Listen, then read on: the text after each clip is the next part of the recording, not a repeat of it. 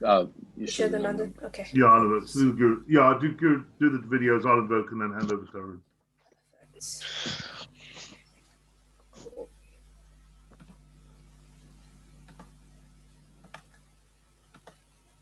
Nope, wrong video.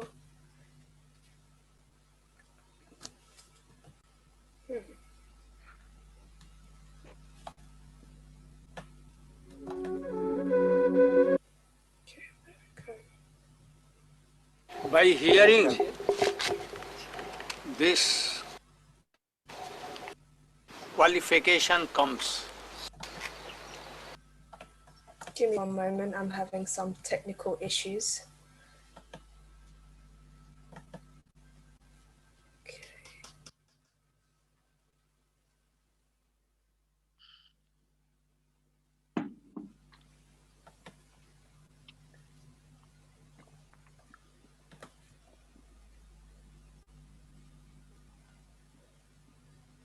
How does one get on, see this happen on Facebook? Follow Holistic Bhakti.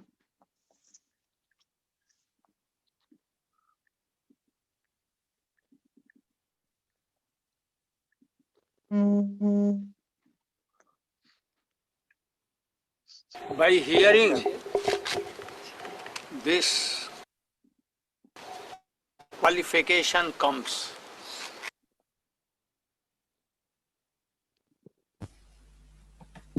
I'm so sorry, guys. My laptop is proper bugging out right now.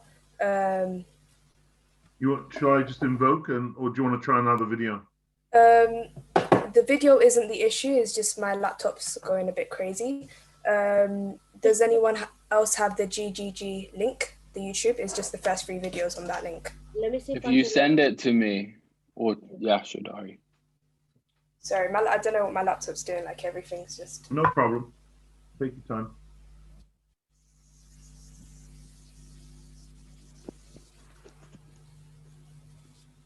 Okay. Yash, I'm gonna.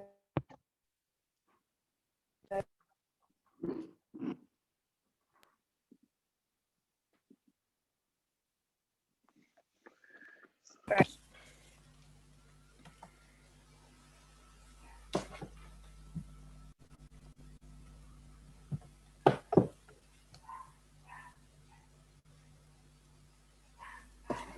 Do you need to make Yash co-host so that she can share it? So I can share it. I'm gonna leave this room and come back because everything's bugging right now. So. Yeah, Yash, you are co-host. Perfect. Give me 1 second.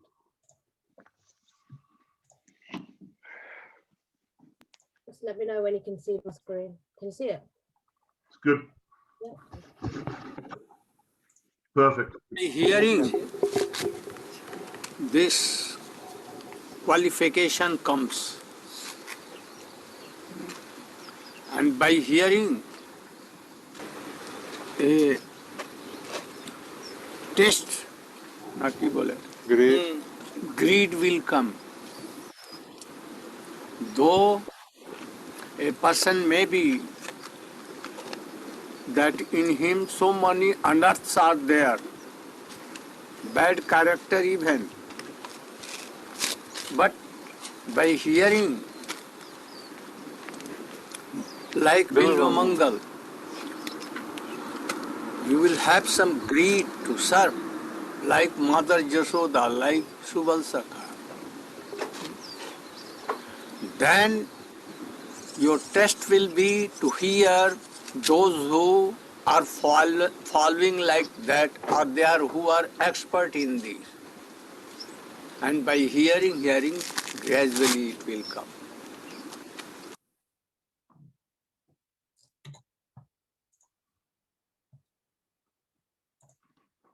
Does anyone know what the other videos were? It's the next two videos. Okay. So let me just. I've got 3 screens up. Let me just. Sorry, I'll just. Vishal, just let me know if the next 2, yeah? These 2? Can you see my screen?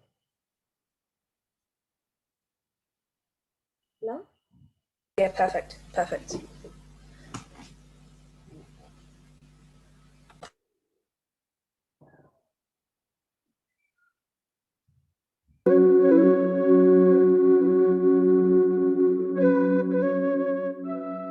We are also burning in the fire of birth and death and so many sufferings and sorrows.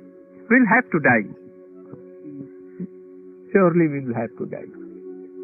I think that there is no man or woman that they have no rogue. So many problems. Now you are happy in our association, but when you think your personal problems, then you will be unhappy. I think all wants to come to me and to say their problems to me. This is my problem, this is my problem, this is my problem. My husband is not well treating me. I am so poor. I am so fortunate. I am so unfortunate. So many problems to each one. There is not any devotee that has no problem. So we are burning in this problem. And if he will do, I don't know anything. Oh, Krishna said, oh, Krishna. That Krishna will at once will make a very wonderful thing that we will see that we are in Golok Vrindavan, not here.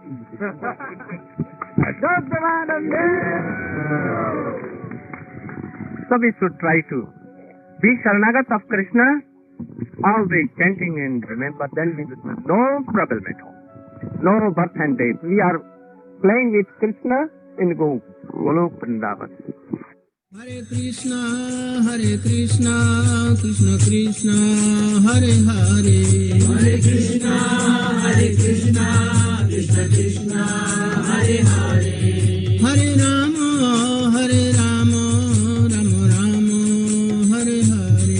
Hare Rama, Rama Rama, Hare Hare. Nitai Gaur Hari Bol, Hari Bol, Hari Bol.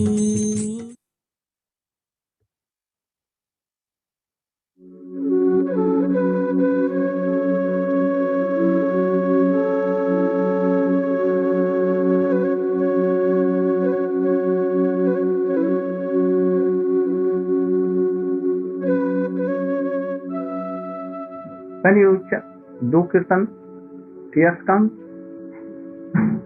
and hair standing, heart melting, then yes, no, you have no. Only Gyan will not do. Only harmonium and very melodious tone will not do. If it is coming from heart, go on. Oh, Rangadev, you should be merciful to me. Oh, Nityananda Prabhu, my heart is not melting. Practice will not do anything.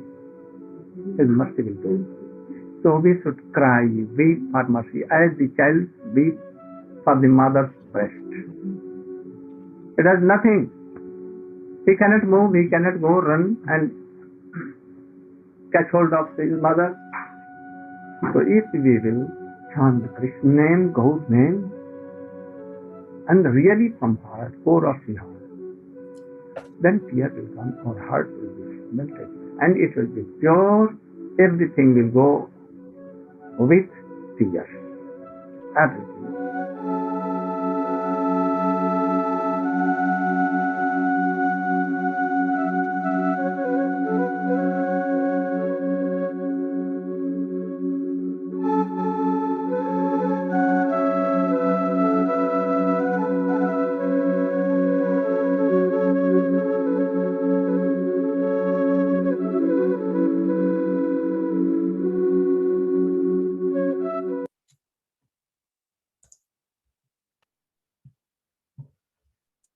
Vanchakalpa Turbischa, Kripasinduevacha, Patitanam Pavenabhyo, Vaishnavabhyo Namanamaha, Om Gyantaramandasya, Gyanjana Salakaya, Chakshur Militam Yena, Tashmai Shigure Namaha, Trinada Pisunichana, Tarora Pisa Hishnana, Amanina Manadina, Yitni Sadahari, Tatena Kampam Susamik Shamano, Bunjana Vetma Kritam Vipakam, Hitvakapu Bividam Namaste, Jivite Yomukte, Padesat Dayabak, Anya Balasta Sunyam, Yan Kamalyana Virtam, Anu Kalanya Krishnanu Shilanam, Bhakti Uttama, Shri Krishna Chaitanya, Prabhu Nityananda, Shri Advaita Gadata Shivasadi, Gora Bhakta Vrinda, Hare Krishna, Hare Krishna, Krishna Krishna, Hare Hare, Hare Ram, Hare Ram, Ram Ram, Hare Hare.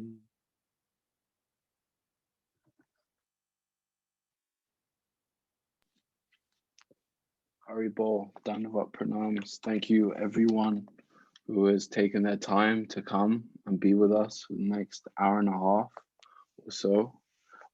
Before we hand back to Shodananda Prabhu, to Gopal Prabhu and Radha Didi, I want to give a brief introduction of our topic. The topic this week is meditation in action. I want to speak something brief about the power of mantra and power of meditation. So I'm sure many of you are familiar with the idea of mantra, but we can gain a deeper understanding of mantra by understanding the meaning of the word mantra itself. Man means mind, and tra, which is short for triate, means to liberate. So in this world, we can understand that great power is being prescribed to the words of mantra, of the mantras that we use. So this is in direct opposition with our general understanding of language in modern day society. So language in modern day society is generally understood through this notion of the signifier and the signified, which was given by a Swiss linguist called Ferdinand de Saussure. And the signifier is the word that describes the object, and the signified is the object itself. So for example, if we take glasses, the object is what I'm holding in my hand, and that is the signified. The signifier being the word glasses, and he goes on to argue that this signifier could have equally been the word food, could have been the word mother, tree, anything like this. This word is prescribed. The value of the language is the meaning we give to it. However, in various different ancient traditions, the understanding of language is very different from this.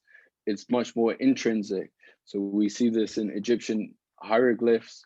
We see this even more so in Hebrew, where in the third sentence of the Bible, Genesis 1:3, God said, "Let there be light," and there was light.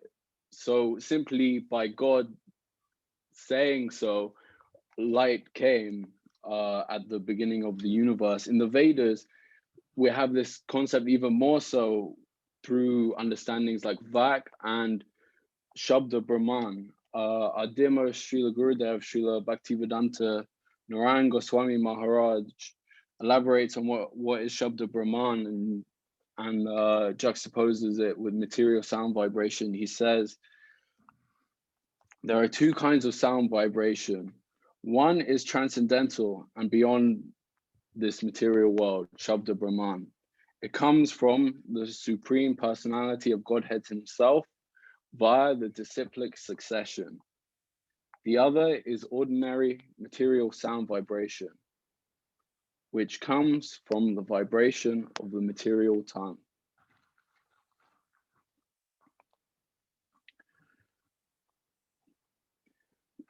So a couple years ago, when I was studying English literature, I had this discussion with my tutor about repetition, and he was saying how in satire, repetition is used to devalue the power of a word or a phrase.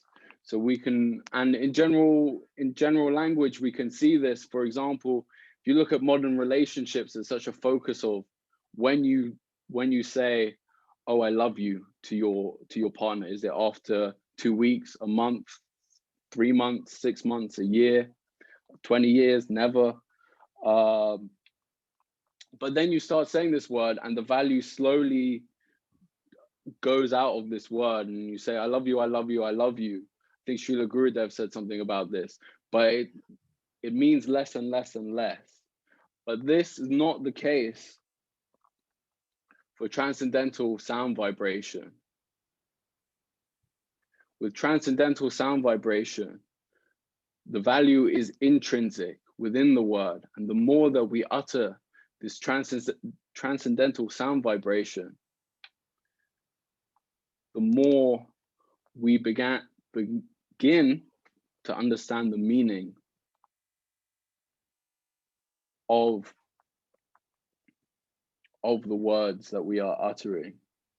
So if there's one takeaway that we can get from this session, it is hopefully that we're all inspired to explore more deeply this process of chanting. I want to leave you with one quote from the Padma Purana.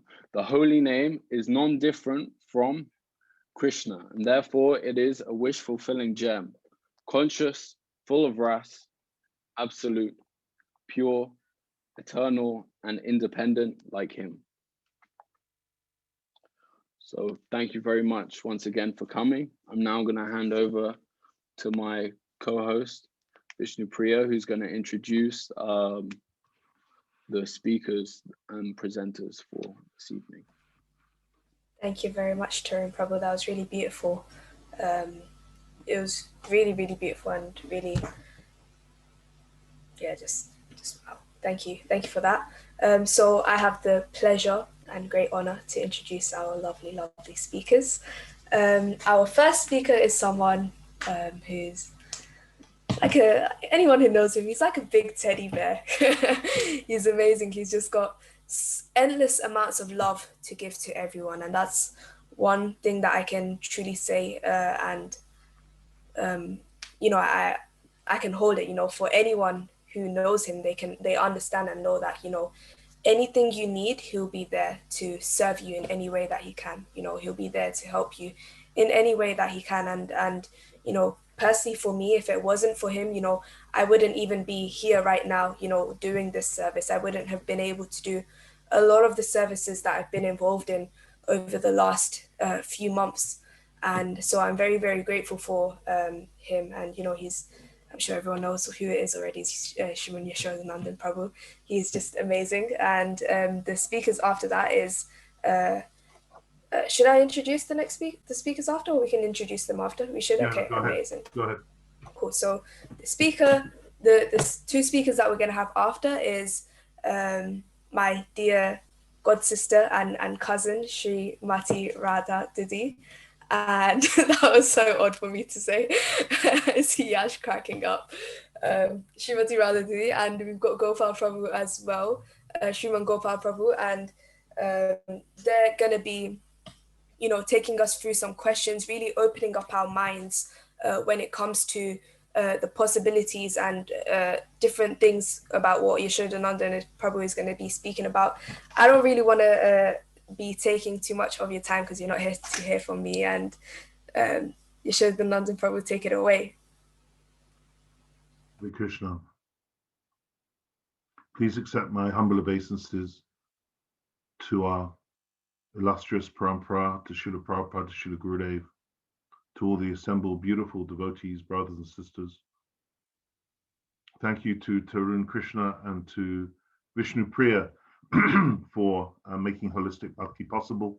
It's a beautiful program, and I feel it's inspired by Srila Gurudev's incredible broad-mindedness.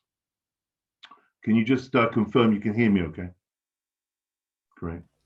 I just wanted to reference those wonderful videos you selected, Vishnu Priya.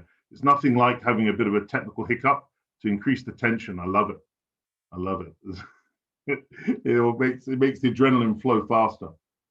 But they were beautiful videos, and the 3 words I took from the videos, which is very much the current topic of tonight, is greed, mercy, and crying.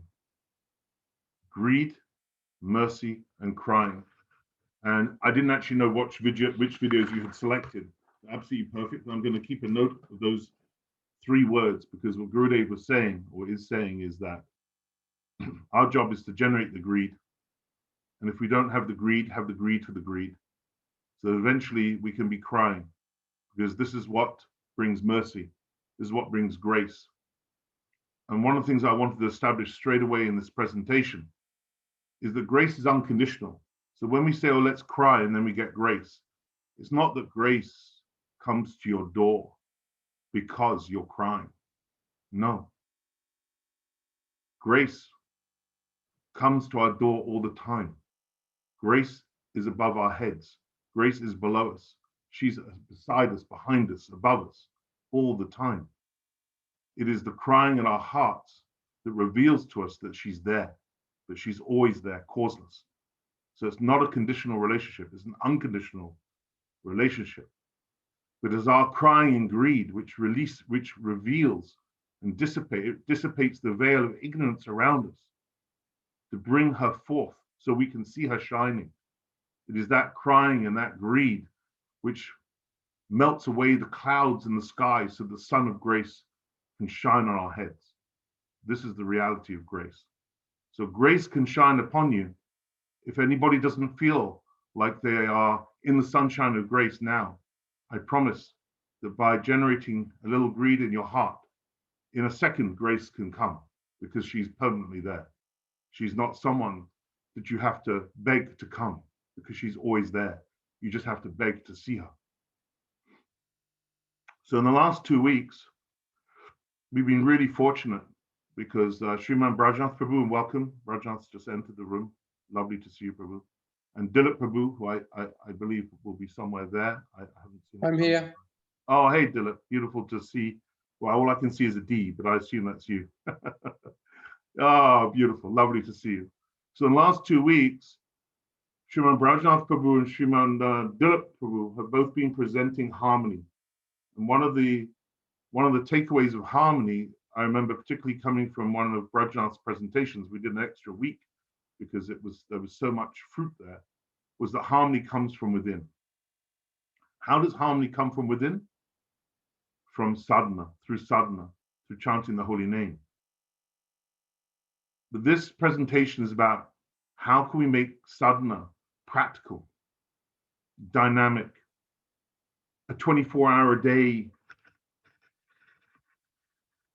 piece of art, as opposed to something that we have to do. How can we make it a want rather than a should? This is what the subject of today is.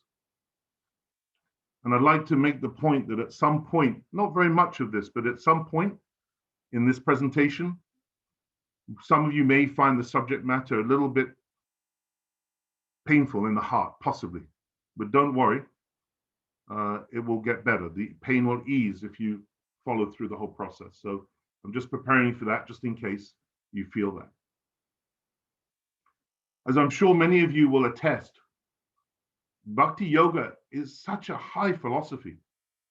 Can't think of a higher philosophy than Bhakti Yoga. Not only is it such a high philosophy, but it's a body of knowledge, a body of rasic knowledge that reveals such incredible, intimate pastimes in the transcendental world. So we are so fortunate to be recipients of this knowledge and this Hladini Shakti. And yet at the same time, I'm sure many of you can vouch for the fact that when you search your own hearts, or when you look around you, because everybody will be in a different state in their bhakti right now, there is so much pain amongst devotees, so much division, so much fragmentation, so much disconnection, so much lack of relating to one another. So how is it possible that we have such illustrious parampara, that we have such incredible gurus. I mean, watching those videos of Srila Gurudev, I was just mesmerized by his love and his intensity simultaneously. And yet at the same time, somehow, the bucket that this love pours in just seems to be permanently leaky. And so there's so much of this discord, and yet we remain aspiring, we remain hopeful. So it's against this backdrop, it's against this, if you like, polarity of, on the one hand, this such high, beautiful philosophy, and at the same time, this feeling of despondency that often permeates the devotee community. I'm being very honest about that. I'm not saying that we're permanently despondent, we're not. But as Gurudev was saying, people bringing him their problems all the time, you know? So it was against this backdrop that we assembled a team a few months ago, a beautiful team consisting of Sripad Bhaktivedanta Tapasvi Maharaj, consisting of Shriman Sundar Gopal Prabhu, Shriman Raghava Pandit Prabhu, and Shriman Gopalji Prabhu, who is speaking tonight. And I believe Raghava is on the, I saw Raghava come in. Tapasvi and Sundar in different time zones, they'll get the recording. But we came together as a team and thought, what can we do to make an offering to everybody to be of service in this regard? How can we somehow bridge the pain with the hope a little bit more fruitfully in service to Parampara, to Srila Gurudev, and to all the devotees? And interestingly enough today, and it wasn't planned this way, it's beautiful synchronicity, it's magical, it's grace herself speaking through us all, is today is the disappearance day of Sri Ishvara Puri, the guru of Lord Chaitanya himself. And I think it's important to honor him briefly today because it's his disappearance day. But actually, what I read about him is perfect for this very presentation. Because one thing I want to stress in this presentation is that everything that we are presenting is pure bhakti. We're not deviating in any way from the core philosophy. If you like, we're just bringing the emphasis to maybe places it hasn't been emphasized before, but it's in the Shastra. And we're just putting it in a slightly different box, but all the principles are exactly the same. And Sri Ishvara Puri is the author of a famous book called Krishna Lilamrita.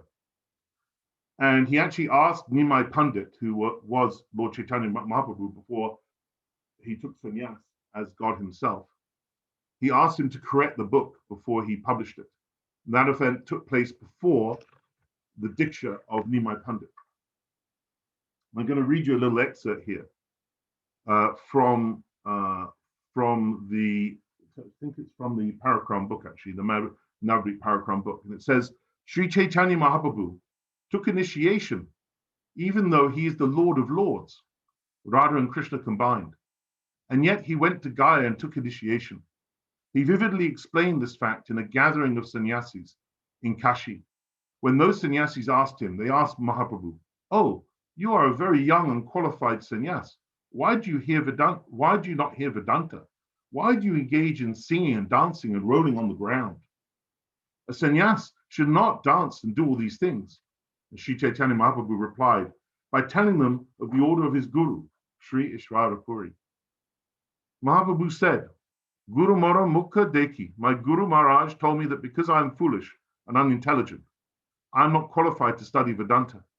He said that instead I should always chant Hare Krishna, and I should remember this verse, which is in the Chaitanya Charitamrita, Adila 1721. Hare Nam, Hare Namaiva Kevalam, Kalo Nasti Eva, Nasti Eva, Nasti Eva, Gati Anyata. In this age of Kali, there is no other means for self-realization than chanting the holy name, chanting the holy name, chanting the holy name of the Lord Hari.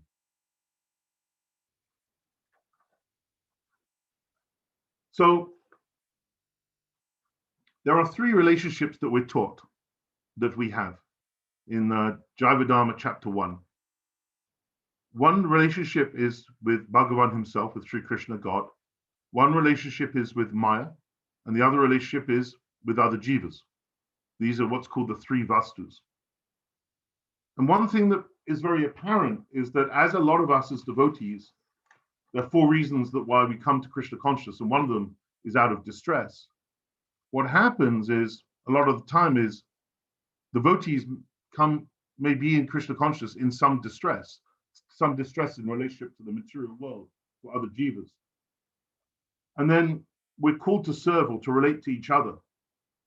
And then we may hit some bumps on the road, some difficulties, because we're all rough diamonds. We're not the complete product. We're not pure devotees. So we're going to bump up against each other. But as soon as that happens, a lot of the time as devotees, we feel kind of despondent. And then we see this word detachment, and we think, oh, I'll just be detached. And we think detachment actually means not engaging in relationship, but that's not what it means. And then what often happens is the savor dissipates, the relationship falls apart. That's if it even got off the ground in the first place. And there's a lot of feeling of isolation and unrelatedness between jiva and jiva, between devotee and devotee. Actually, the truth is, it's actually beautiful. Krishna Kanta said during the 59-hour Zoomathon, we're not a religion, we're a relationship. And another way of saying that is, we're not about detachment, we're about attachment. We want to be attached to Krishna, attached to Radha, we want to be attached to Parampara, attached to Bhakti. And from that, beautiful love will flow in our relationships between jiva and jiva. Detached is not resigning from our relationships between each other. Detachment is attachment to being committed in relationship to one another, because each one of us is a son and daughter of Krishna. So this is one of the key aspects of what we're presenting in this meditation action.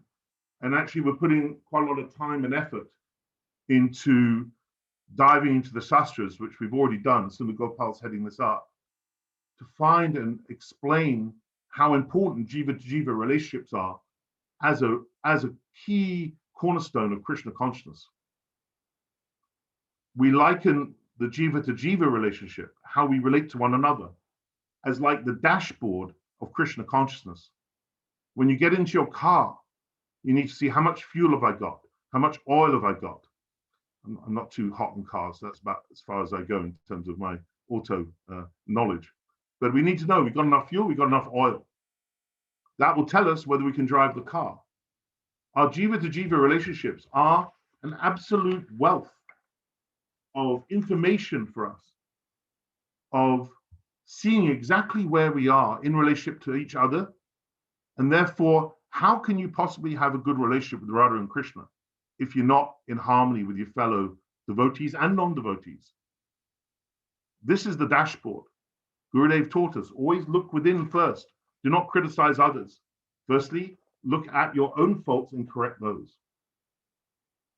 We put out a question in the lead up to Holistic Bhakti, and Tarun's going to read out the question and some of the beautiful, some of the answers were so amazing. It brought tears to my eyes. I was thinking, I'm so lucky to even be associating with some of the people that are coming tonight, because the answers were beautiful. So Tarun, do you want to just share some of that question and some of the answers?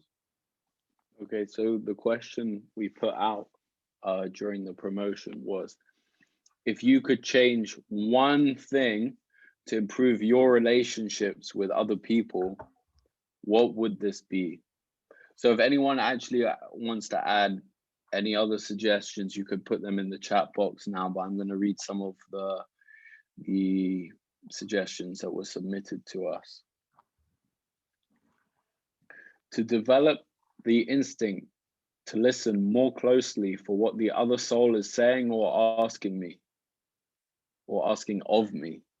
Not only what the mind and the mouth seem to say. To respond based on finer awareness of the other than what is obvious to my mere sense perception. To put the needs of the other person above my own selfish motives. And someone said, stop all numbing techniques like overeating or drugs, and stop arguing with people. Someone else said, be more conscious of my thoughts and feelings and not succumb to them. Someone has directly said, really focus and be present for the holy name. And then we have merging my shadow self into my anticipated self to become a whole person, able to relate to others, free of, no, full. I think that must be full of wholeness, love, and compassion. Beautiful. And someone else has just written in the chat, I would hear more and talk less. And another one in chat that's just come through from Madhu in Hawaii. I assume it's the Madhu in Hawaii. He suggested to be more lovingly present, which I have to say, Prabhu, in the number of conversations I have with you, you do very, very well. So just to remind you, the subject of tonight is how can we use our meditation in action to really use our sadhana so that it's a 24-hour-a-day work of art, something that we want to do rather than we should do, something that's alive and dynamic, something that we can see that's bringing us closer and closer to Srila Gurudev and to Radha and Krishna on a daily basis. How can we make that happen? So before we delve into that, I just want to share with you that this course that we're presenting, because this is actually a course in sadhana, if you like, meditation action that we're developing. It's like a signet, and the signet is a baby swan. So we're not presenting to you tonight the swan herself, but we're presenting to you the signet, the baby swan, because we're inviting you to hear in playing two roles. One, some of you may want to participate as in the course as students, but some of you may want to co-innovate with us. So we're actually sharing what we've done so far to invite you, if you so wish, to put what we've done so far into action and feed back to us the results and some ideas how to improve it. So it's very much a work in progress where we're using the advantages of modern technology and the ease of communication to actually co-innovate with you, if you're interested. And if you are interested, Tarun will post the WhatsApp group that you can join called Meditation in Action, and we'll respond to you and talk to you within that group. So many of you will know that Bhakti Yoga, within Bhakti Yoga, there are two processes that we do at the same time. One is Anatta Navritti, and the other is Artha Pavriti. Artha means wealth, so what things that are wealthy in the heart. So the Anatta Navritti is all about dissipating or eliminating the things that are not wealthy in our heart, getting rid of those things. And Artha Pravriti is all about putting in our heart that which is wealthy. So we want to get rid of things like fear and jealousy and envy and all these things. And in its place, we want to have the love of Radha and Krishna in its place. So it's as Srila Maharaj would often say, we're a religion of displacement. We're trying to stop doing things that are not favorable, and we're trying to put in the cup things that are favorable.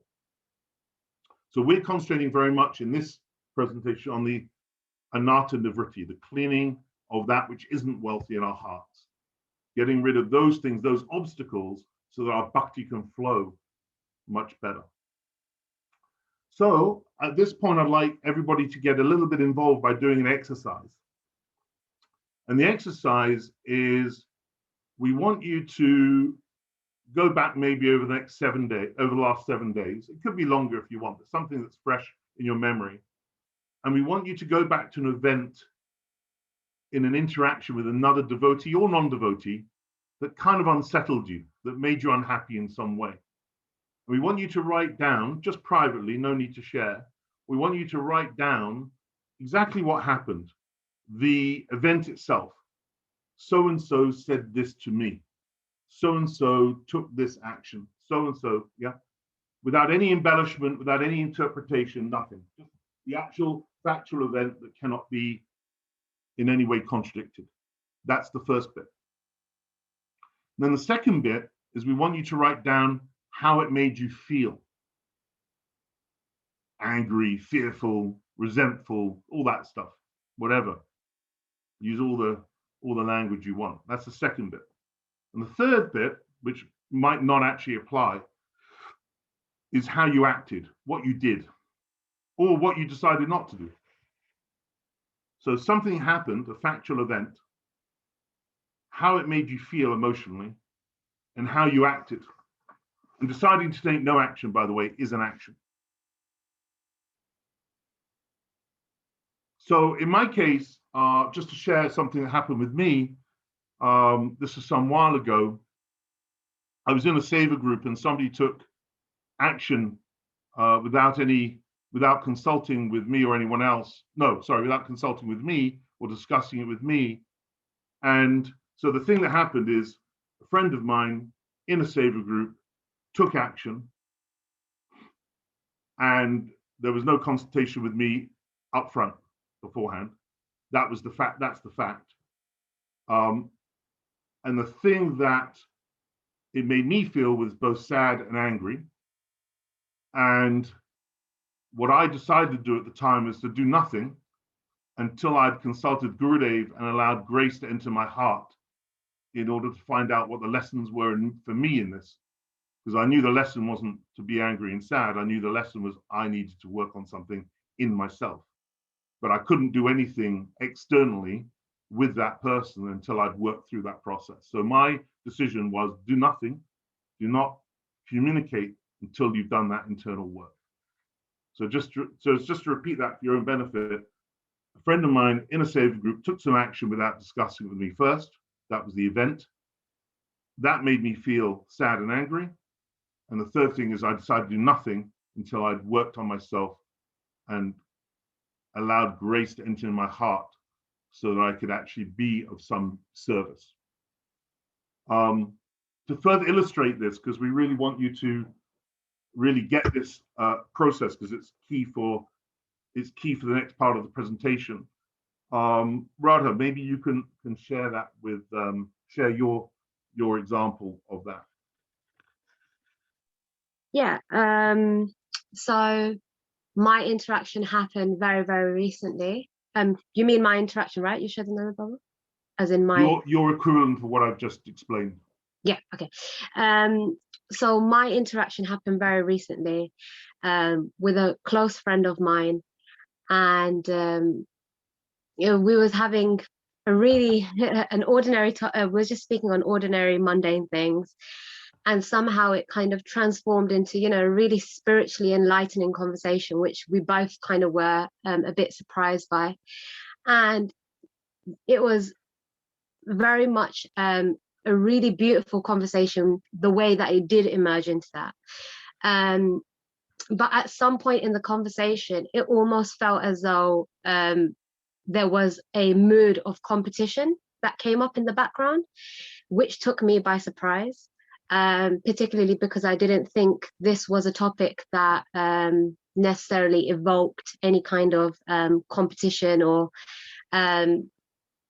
didn't think that it was appropriate, but nonetheless it came up.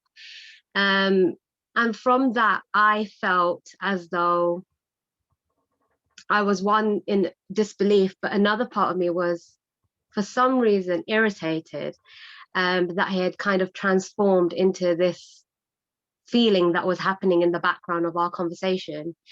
And in that very moment, my irritation or my annoyance was translated by the way that I was speaking to them. The way that I'd spoken to them had changed, because obviously it was fueled with a bit of irritation. And what kind of emerged from that was a very uncomfortable confrontation between the two of us. Not necessarily nasty, but just very, very uncomfortable and unusual. And I presume they were able to pick up on my irritation, and in response to my irritation, they reacted. So that's how that manifested. Perfect. Perfect. Yeah. Perfect. Beautiful. Brilliant. By the way, we didn't practice that. That was off the cuff. Brilliant. So in summary, you had a conversation with a friend which started in a mundane content and then moved into spiritual areas. And then at some point you felt a competitive mood in the conversation, and that made you feel disbelief and irritation. So that's the second part. You felt disbelief and irritation.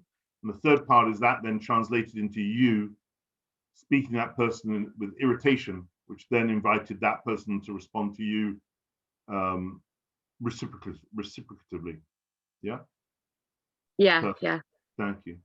Gopalji, would you like to share your one? Sure. Thank you, Yasoda Prabhu. So mine's a little bit different because it's actually self-inflicted, which many of mine seem to be. And so just in the way of background for those of you who don't know me well, I'm a householder and I operate in business. And it's unfortunate that very seldom do I have a chance to actually meet with devotees in business settings, and so there's this a little bit of a split in my life in a way, because when I come to meetings with devotees, I come with a deliberate devotional mood, and I don't necessarily always go through the put myself in that place when I'm going into a regular business meeting. So about a week and a half ago, one of these rare occasions happened where I actually was entering into a business meeting with a devotee, and I entered into it as a business meeting first, and as a meeting with a brother second, and it was fine as a business meeting. I mean, but I felt something. I felt like a little bit of a disturbance in my heart. And so we got off the phone or the Zoom, and that feeling, that funny feeling in my heart, it stayed with me, and I realized at that moment I was actually very sad, and it was then that I just took a moment and Grace illuminated, what had happened was that I'd interacted with this close devotee friend in a way that was not the way I wanted to, in the wrong mood, and I felt a strong sense of responsibility is not the right word, but I wanted to make it right, and so I was fortunate enough to have realized it fairly quickly, reached out to the devotee friend, and he shared back what he had perceived, which validated, kind of what I was feeling. We shared some impressions and took what would have been probably just a bump in the road turned it into I think something that was really positive and a nice little interaction and experience that we now have together. So that's mine. Beautiful. Thanks, Gopalji. So to summarize, the first part was the event was you had a business conversation with a devotee friend. In parentheses, you don't normally have business conversations with devotees. It's normally with non-devotees. The mood you brought into it was very much a business mood, and then you reflected on it afterwards. That made you sad because you didn't have the devotional mood in there as well. You didn't integrate, and you realized that, and the action you took is you reached out to the devotee and took responsibility for it, and he reflected back that he had perceived the same thing as you had perceived, and it sounds like it ended really nicely because of your realization and your reaching out. Yeah, probably made the relationship sweeter, actually. I think it did, actually. Beautiful. Thank you, Prabhu. Thank you. So hopefully we've illustrated the example clearly enough. If everybody could take, I'm going to put the stopwatch on if I could find my phone. 2 minutes. Harun, if you could time it, because I can't find my phone. 2 minutes to write down your event, what it made you feel, and what action you took, if any. Can we just go over that? That's the exercise you asked us to do earlier, Jonas. Yeah, the exercise that I've just illustrated and Radha's illustrated and Gopalji's illustrated. Okay, thank you. The event that unsettled you with someone, how it made you feel, and what action you took. Beautiful. take 2 minutes on that.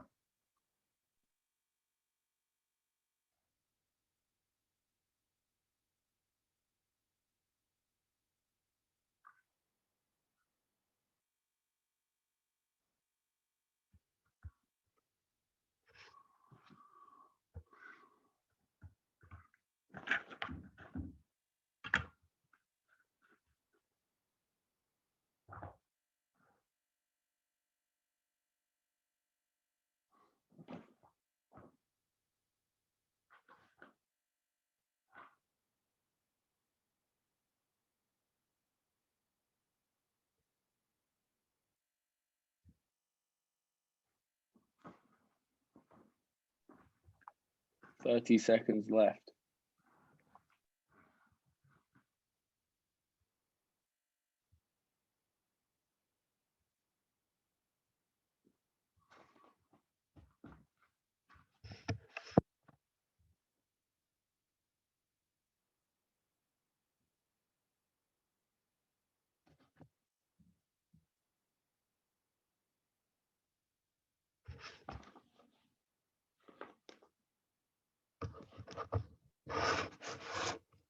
Okay, that's 2 minutes. Beautiful. We'll just take another 10 seconds or so.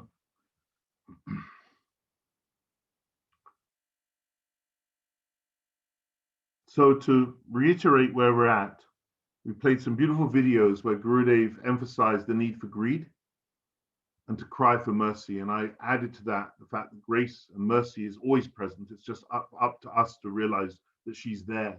She's there for us. And then we talked about how in the last 2 weeks, we've been talking about harmony, and harmony comes from within. And the most important part of creating harmony, developing harmony, is our sadhana. But how do we turn our sadhana into something that we want to do rather than something we have to do? How to make it very dynamic and very practical. And so we've gone through this little exercise to bring, we've emphasized the centrality and the importance of having committed jiva to jiva relationships. And we've given an example of something where we've explained how the jiva relationship is like the dashboard of your Krishna consciousness. Where you are in your relationships is an indication of where you are with God. And now we're going to go into the process of how to improve that on a daily basis. Before we go into the mechanics of this, though, if you like, I just want to emphasize, and this is something, Radha, thank you. You really helped me to impress upon me the importance of stressing this, is that it's really important that we're compassionate to ourselves. It's really important that we remember our humanity, that we're tolerant with ourselves, and that we give ourselves time. Because grace is soft. Grace is beautiful and subtle and soft. She doesn't knock the door down. She permeates through the door. And so sometimes there's going to be some issues that come up that you can resolve in seconds. And then sometimes there are issues that will come up. It might take you a week. It might take you a year. It might take you longer. Time is very important. Tolerance is very important. You can't be tolerant towards anyone else if you're not tolerant with yourself and your own failings, which is not to say that we should be overly liberal with ourselves, but to say that we should have compassion for these things, because actually only Gurudev's mercy can take away these anarthas, but we have to try, we have to endeavor. So I'm going to introduce now this meditation action, and I want to emphasize that it is a framework. It is not a rule book. I'm going to repeat that. It is not a rule book, because I know as a human being how much we like to have a process. Okay, I've ticked that off. I've ticked that off. I've ticked that off. I must be okay. It's not like that. It's a framework of the heart, not the head. Because one thing I know about the heart is if the head tries to overrule the heart, guess what? The heart rebels in all sorts of ways. So this is about encouraging what the ancient Greeks called metanoia, a change in the heart, a transformation of the heart through sadhana, through meditation action, through chanting, and in a way where it's very practical and very focused. It's not to say that only do this. Some of you may have wonderful, wonderful sadhana where you are able to meditate on all sorts of lila. I'm not saying that you should change any of that, and we don't want to prescribe anything. Just to say this is a method of helping with the anarthas that is prescribed in all the books by Srila Vishwanath Chakravarti Thakur. So as I said before, we're not inventing the wheel, we're just trying to explain it in a slightly different way. So I'm going to try, hopefully the technology will work. I'm going to share my screen and start presenting the actual method.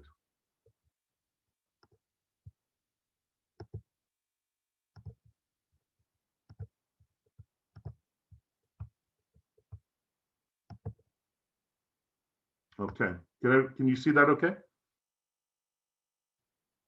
Great, thanks Gopalji.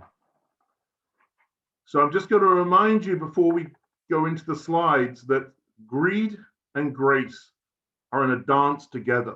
Greed dances with grace.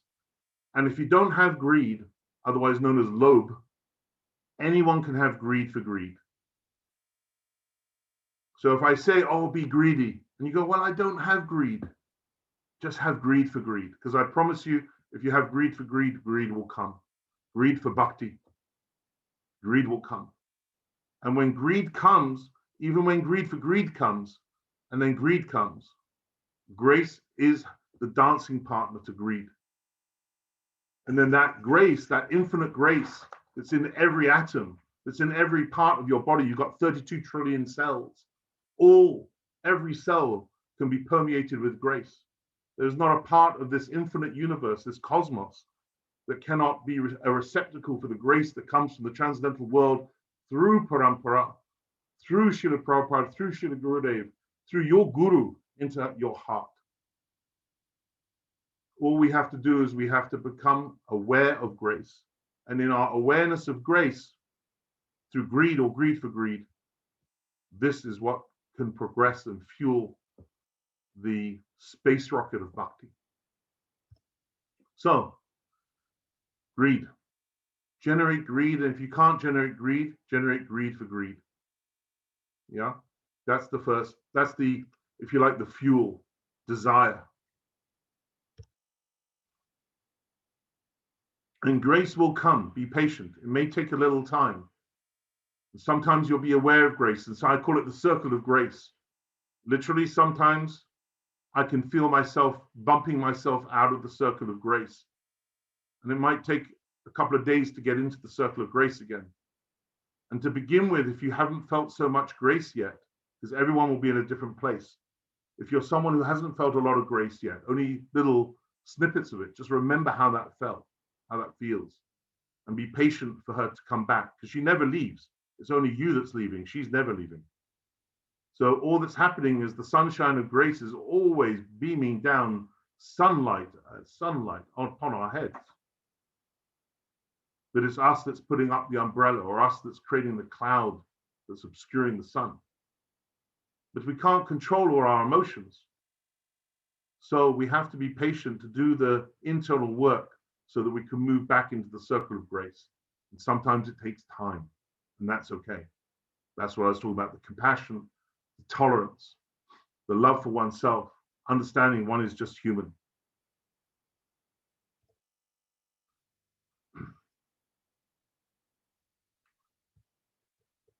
So can you see on, yeah, so the first part of the method is the commitment to introspect. It's a very important step. So when something happens, when seemingly someone does something to you, it's very difficult not to criticize people in one's head, but at least don't criticize them to anyone else. So the most important thing is to go inside and to start looking within. That's where we find harmony. And to begin with, it could be a rough ride. Someone does something, you think, oh, they're so stupid, they're so inconsiderate, they're so rude. Why did they need to do this? There'll be a million reasons why you want to criticize them. But please, please, please Try not to complain or to criticize to other people. And if it's in your head, just tolerate it as a noise, like, oh, my radio got stuck on a station. I can't move the radio station. That's okay. That's okay, as long as you don't externalize it. But the commitment to introspection is the first step. I will look inside. I will take the time to look within me and to try and understand this. And by the way, each time you do this and you get results, you build confidence, like building a muscle. Even like really difficult stuff that I've dealt with, it's become easier and easier because I have faith that it works. So I go this way because it's worked so many times before. I want to do it again because it eliminates suffering very quickly. And why would I want to suffer? So the second stage is awareness. And awareness flows from introspection, because what we're doing in awareness is we're looking at what is our behavior. What is our reaction? We're sad, we're angry, we're, Gopal said sad, I said sad and angry. Radha said something slightly different. She said, I can't remember, she's a different word. But it's a range of emotions. What is that behavior? What is that emotional reaction? And then behind awareness, and we'll go into this a bit later, you can actually find what the anatta is behind. Once you go into awareness, you can find what the anatta is that's working in your heart, that's propelling you to criticize and to complain. And by focusing on the fact that it's your anatta, and it's not to say that the other person's in the right, but the point is, we can't control another jiva's actions. We can't tell anyone else what to do. It's not our job. That's the job of Paramatma and Guru, to orchestrate and give insight to the other person. It's not our job to change anyone else. It's our job to look within and seek to find the adjustment within without what's called spiritual bypassing. We don't want to just go from something happened and, oh, Hare Krishna, it'll all be okay. We have to do that emotional work to understand that we're having a natural human emotion, to understand the emotion, and then to use the emotion to understand what the anatta is at work within us, and then allow grace to dissipate that emotion by calling on grace to dissipate that anatta, which I'll go into in a minute, how that works. So the next stage, and these stages, they're kind of, on one level, I'm talking about them in a linear way, but they're circular. They all operate kind of in the same time and space, but there's a natural logic to them too. So the next stage is take responsibility. So this is where we say, I'm 108% responsible for my outlook, for my behavior. My behavior is not a function of someone else's behavior. My behavior is a function of my consciousness, of my choices. No one can make me behave in any way that I don't want them to. Which is actually a beautiful thing, because it means we do have control over something. We're not the doers, we can't control very much, but we can control to some extent how we react. And a beautiful example of this was a Holocaust victim, a Jewish woman who ended up being under the supervision of some SS officers. And they were very, very cruel to her and cruel to her fellow Jews. And to begin with, she was, angry and resentful and, hateful. But after 3 days, she realized, she looked at these SS officers and she was like, wow, what state of mind must they be in to be able to behave in this way? And then she had a kind of a realization. She felt compassionate for her torturers. And she said it was the compassion for them that saved her. It saved her from her heart hardening. And the compassion she had for them somehow enabled her to have the spiritual strength, not only to survive the Holocaust, but to deepen her faith coming out of the Holocaust. A very powerful story. So you just think, if someone can choose what behavior they're going to have in response to being tortured by SS officers in a concentration camp, surely, with all the benefits we have of Parampara and Srila Gurudev, Srila Prabhupada, and our incredible Vedas, our incredible knowledge base, and grace flowing through Parampara, and in comparison, our small problems, in comparison to that, surely we can overcome our obstacles. So from responsibility, I'm going to press twice here, because the next stage is, oh, actually, sorry. Yeah, sorry. Oh, by the way, thank you very much, Vishnu Priya. And I was able to turn this into quite a nice slide presentation. And we have a wonderful devotee. Janardhan Prabhu. No, yeah, okay. No, okay. We have another beautiful devotee in North America who loves, who does amazing seva for many programs, which we're very grateful, who we're very grateful to. So we use, so this is the key point now. Once we've decided to use, so basically what we're doing here is we're using our jiva to jiva relationships during the day as our dashboard to Krishna, to our, like testing our pulse of Krishna consciousness.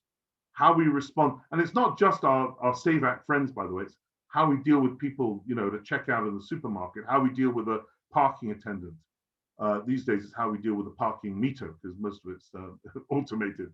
But how we deal with jivas in all sorts of settings. How do we deal with someone at the hospital, for example? How we deal with people that we're never going to meet again and no one's going to see how we treat them? How do we deal with those kind of people? As well as our beloved devotee friends. How are we dealing with our fellow jivas? Yeah. So by seeing where we, like sometimes I'll get impatient with people. Where's that coming from? Where is that impatience coming from? Okay, Yasoda, it's time to go internal and look and understand what that impatience is about. Become aware of it. Be responsible for it. Take full responsibility. Find the anatta that's at work here. And the only way we can dissipate this is through humility and repentance. So there's two different things, which is, on the one hand, you have penance. On the other hand, you have repentance. So penance, I suppose, is more like savor. And the Bhagavatam often says the importance of penance, doing things to assuage yourself of the sins that we've committed before God. But repentance doesn't necessarily need to be translated on the external level. And sometimes we can do things externally and not change on the internal level. Repentance is going to the heart, being honest with ourselves, with Gurudev, and saying, I'm really, really sorry for doing that. That's just, yeah, please, Gurudev, I beg you, please take this anatta away from me. Please help me with this situation. I beg you, I beg you, I beg you. Now, one thing that's really important at this stage, and this is where we'll go into the course and we'll go more deeply into it. And if you saw my interaction with Diva last week, you'll see this in action, is it's really important not to over-identify with your behavior. There's a sweet spot of taking responsibility with how you behave without at the same time becoming overwhelmed by shame and guilt. Shame and guilt really doesn't get us anywhere. It only gets us overwhelmed by our bad behavior, and actually sometimes it makes us want to behave even worse and rebel. And it makes everything go underground. We don't want to talk to anyone. We do something, we feel shame, we feel guilt, we don't talk to people, we go silent, we go introverted, and it's just not a good place to go. No, you want to own your behavior, but realize you're not your behavior. Hate the sin, not the sinner. So in this case, is don't hate yourself, just hate the sin. And guess what? We all share the same sins. It's not like there's anything anyone can tell anyone else on this program that you haven't experienced yourself to some degree. We're all full of this. And if we can choose not to over-identify with these bad behaviors, but to be observant of them and to go to Gurudev and beg for them to be dissipated, then we have some real chance to shine grace on the anatta. So the last stage of this process, by the way, before I go into the anattas, which has been really powerful, is that when you get into this process, you choose a partner, a friend. I've been doing this with Gopalji, I've been doing it with Radha. This is what we're inviting you to do, to apply to be like an alpha tester in this, where you can pair up with someone else, with a friend of yours, and do this together. The clearing function is very important. So once a week, Gopalji and I meet, and roughly speaking, he'll tell his process to me, a particular event or numerous events where he's gone through this process in his own way, and he'll clear that with me. I will not psychoanalyze it. I will not give him feedback. I will not get into, I want to help you mode. I'm just listening to him. So he can hear his own truth coming out of his mouth, and it keeps him accountable for doing this during the week. And I do the same back to him. And it's very powerful, because when you hear yourself speak these things, they become more realized, and you find out things in that dialogue. When you hear yourself clear, it's very powerful. So we're now going to go into the anatas, and I can share these slides on the WhatsApp later. So don't worry about taking notes. But what I'm going to do is I'm going to explain in my terms the event that put me a bit off my balance and what anatta I decided to focus on. And then once I've done that, maybe you can take the situation that affected you and maybe what anatta came up for you. So in Srila Vishwanath Chakravarti Thakur's Madhura Kandambini, he breaks anattas down into 4 areas. So the original primary anatta is that we've rejected Bhagavan and we seek Maya. So everything ultimately comes from that. But it gets a bit more specific, because you've got Sarup Rama, which is the illusion about our spiritual identity. That's one type of anatta, one category. The second category is Ashat Krishna, which is that we thirst for that which is unreal, material enjoyment. The third one is the aparads we commit, offenses. And the fourth is Hridaya Daubhalya, weakness of heart. I'll just leave that on the screen for 30 seconds so you can just digest that.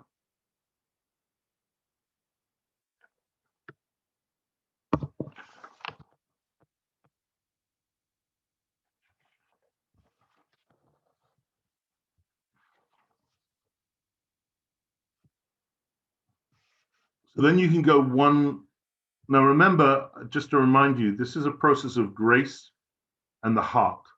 So if any of you are kind of going into your head right now because you're learning, I mean, for some of you this is language you already know, but for some of you this will be new stuff. Try and just absorb it rather than to overlearn it, because you can always learn it later. Try and relate to it. Try and go, yeah, okay. I feel, yeah, I see where I have an illusion about that. I can see where I have weakness. Well, try and relate to it emotionally in your heart. Yeah.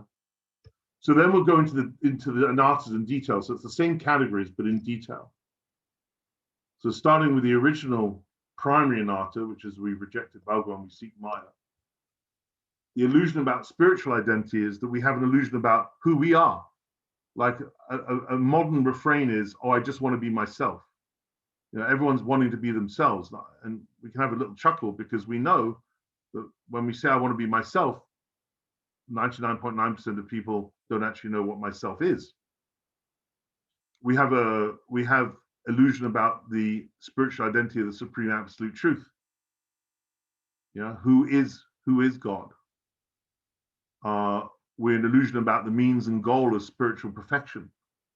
You can see that in terms of the diversity of routes there are to personal development, let alone spirituality and theology and seeking God. It's a real panoply of methods these days, and also illusion about the Lord's external energy, the role of Maya. Actually, somebody said something very beautiful to me the other day about Maya. Our job is not to reject Maya. Our job is to engage Maya's energy in service to Krishna, which I thought was really beautiful. Because sometimes as devotees, we're in a rejectionist mode. And it's not that we're trying to embrace Maya, of course not, but actually everything we're trying to do is we're trying to engage Maya's energy, because Maya serves Krishna. So just like we take prasadam, we're using Maya's energy, foodstuffs, and we're spiritualizing them. So our job is to, wherever possible, take that Mayic energy and serve God by engaging Maya, but we're also helping Maya to serve Krishna too, because Maya is a servant of Krishna. So the second area, thirst for material enjoyment, because we have desires in this material world. Some of us, well, this is probably not that applicable to many people on here, but certainly in India, there's often a desire for to go to higher planetary systems. Some people in bhakti get deviated and kind of want a few mystic cities, get into that, and also desire for impersonal liberation. So this is all about, just to remind you, this is all about taking that very mundane behavior that you've experienced in the world with another jiva, you know, very, very practical thing, and trying to find what's the anatta at work here? What's really running my narrative? So the third area is offenses. We can make offenses to Vaishnavas and the Dham, offenses to holy name, the 10 main offenses, to the deity, and offenses to jivas. And by the way, that's not just devotees, that's all jivas. You can make offenses to all jivas. And then finally, weakness of heart. There are 4 types of weakness of heart here: attachment to useless things, deceitful behavior, envy, and desire for fame and prestige. So in my example, because it's always good to illustrate from one's own personal experience, when this person decided to do something in our Seva group without consulting me, I was thinking, okay, I became sad and angry, but what was the anatta at play within me? What was going on? What was I complaining about? And I realized that what it was all about was, oh, I don't have any control at all. And I thought, well, what's that all about? That's all about having an illusion about my spiritual identity. My spiritual identity is I'm an infinitesimal jiva serving God. I'm not meant to have control. Control is with Guru. Control is with Paramatma. Control is with Parampara. Control is with Radha and Krishna, not with me. So, of course, I shouldn't have control. My identity is to be an eternal servant of God. Anya blasta sunyam gyan kamadhyana vritam, anukalenya Krishna shilam bhakti uttama. Nothing in there says, oh, yeah, I should serve Krishna for his pleasure, but, you know, also making sure I'm a bit in control. Doesn't say anything about control in there. The goal of bhakti is to unceasingly serve Krishna for his pleasure, not mine, without any desire for karmic gain or mystic cities or impersonal liberation at all. So what I did is I went to Gurudev in my sadhana and I begged him and I said, oh, I don't just want to correct this one behavior, Gurudev. I want you to help me to correct this anatta. Because what's the great thing about this is what I call spiritual leverage. Because it's like you know how high jumpers jump, pole vaulters jump enormous heights because they use that pole. This is pole vaulting. Because instead of so you're not high jumping, you're pole vaulting. Because the high jump would just be dealing with that one behavior. Okay, he did this. This made me feel this. I don't want this reaction. I want to have a different reaction. Gurudev, please help me. No, but if I go back to the anatta that's running my conversation, my criticism, it's running my mind, that I have an illusion about who I really am, I realize, oh, if my spiritual identity is to be a servant of Krishna, then guess what? I'm not in the center of the circle. So I was thinking about everything like I'm in the center. And as soon as I realized I'm not in the center, I realized that what this person did had nothing to do with me. I wasn't in the center of his circle because I'm not in the center of any circle. I'm a servant. And when I realized that, everything just kind of dissipated. And I was able to then feel that love for that person I had prior to the event, more love actually.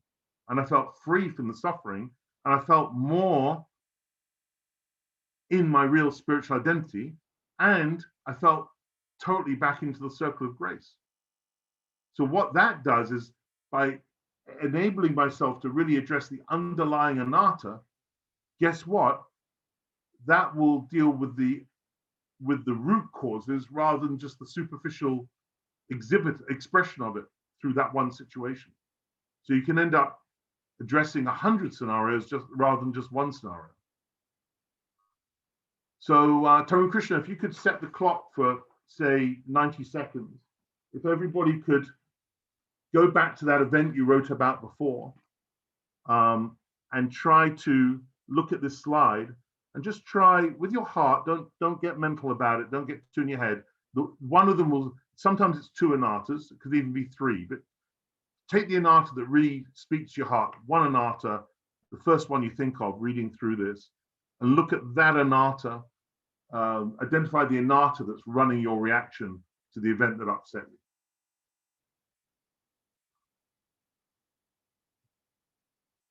Tarun, is that clear, or do you want to repeat that? Is that? Yeah, I think it's clear. Yeah, great. Something happened, it made you feel this.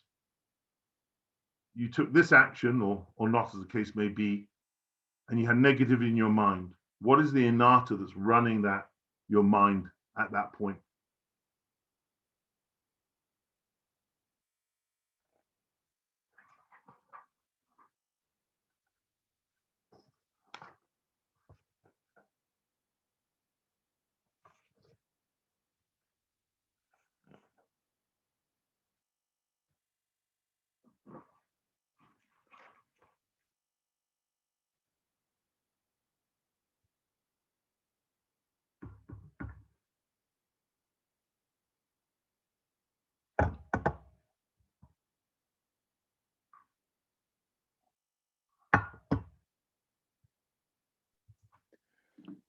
Twenty seconds left.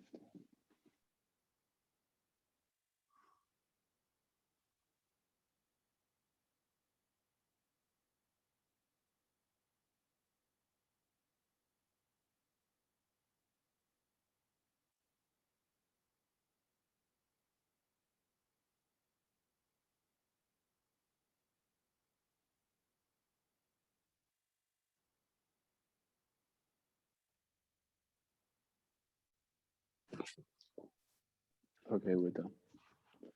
Hare Krishna. So, once you've got that anatta in your sadhana, take that anatta with that actual behavioral situation. So it's an anatta, it's not abstract. You've got a real event that's really happened. So take the anatta and the real event, and in your heart, go to Gurudev, go to an acharya that you're connected with, go to your Ishtadev. It could be Lord Nityananda, it could be Mahaprabhu, it could be whoever in your heart, it could be a whole number of personalities, and beg. And if, just like with greed, if you can't beg, beg to beg. Beg that you can beg. And with folded hands, please say, listen, I'm helpless, but because I have you, I'm not hopeless. So please, I repent for this behavior. I don't identify with it, but I repent for this behavior. And I really, really beg that you help remove this anatta. And I guarantee you grace will come. And I guarantee you there'll be a transformation in your heart and a whole different outlook to the person that caused you or seemingly caused you that original distress. Actually, what happens is once you make the transformation, you become grateful to the person that caused you the distress because they've actually helped you.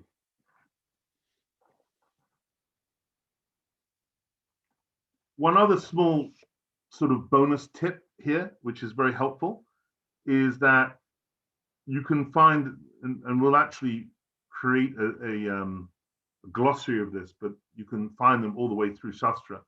There are beautiful verses that can help you with particular anattas.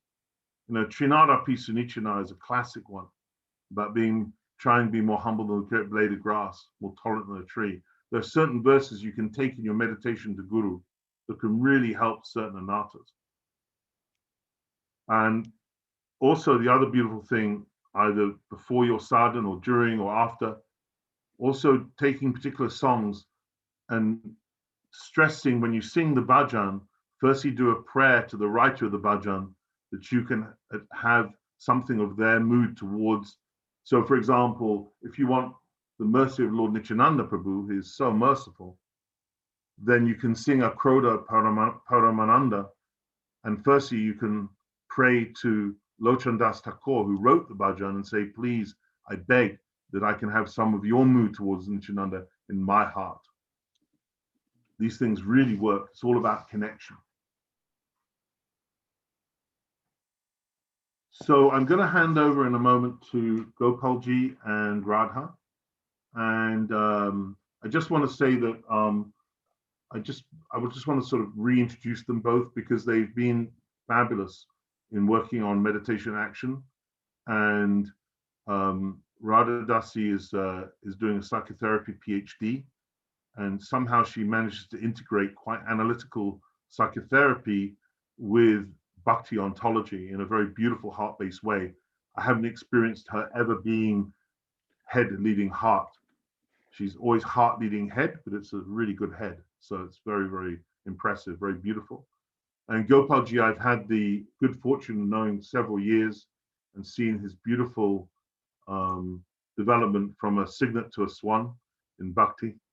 And I count him as a very dear friend, very been on a spiritual journey most of his life, and also is very capable business person and able to function very effectively in the world, and also a very beautiful and considerate communicator. So I'm going to hand over to Gopalji and Radha, whereby we're going to experience Gopalji going through that process, and Radha's going to be asking Gopalji some questions to in order to help illustrate Gopalji's journey through that process. Over to you guys. Hare Krishna. Gopal Prabhu, could I just make a quick thing before we start? So just to reiterate some of the things that Yasoda Nandan Prabhu was saying, just in like a capsule, so that everyone's able to fully follow what's going on.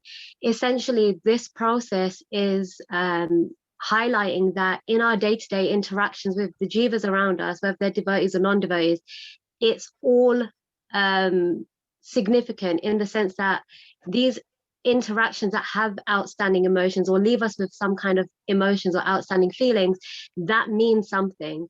And to be able to go into that and kind of dissect that with the grace of bhakti behind us, not only are we acknowledging how we're feeling and the thoughts that we're having, but we're also using bhakti as a tool to try and approach that.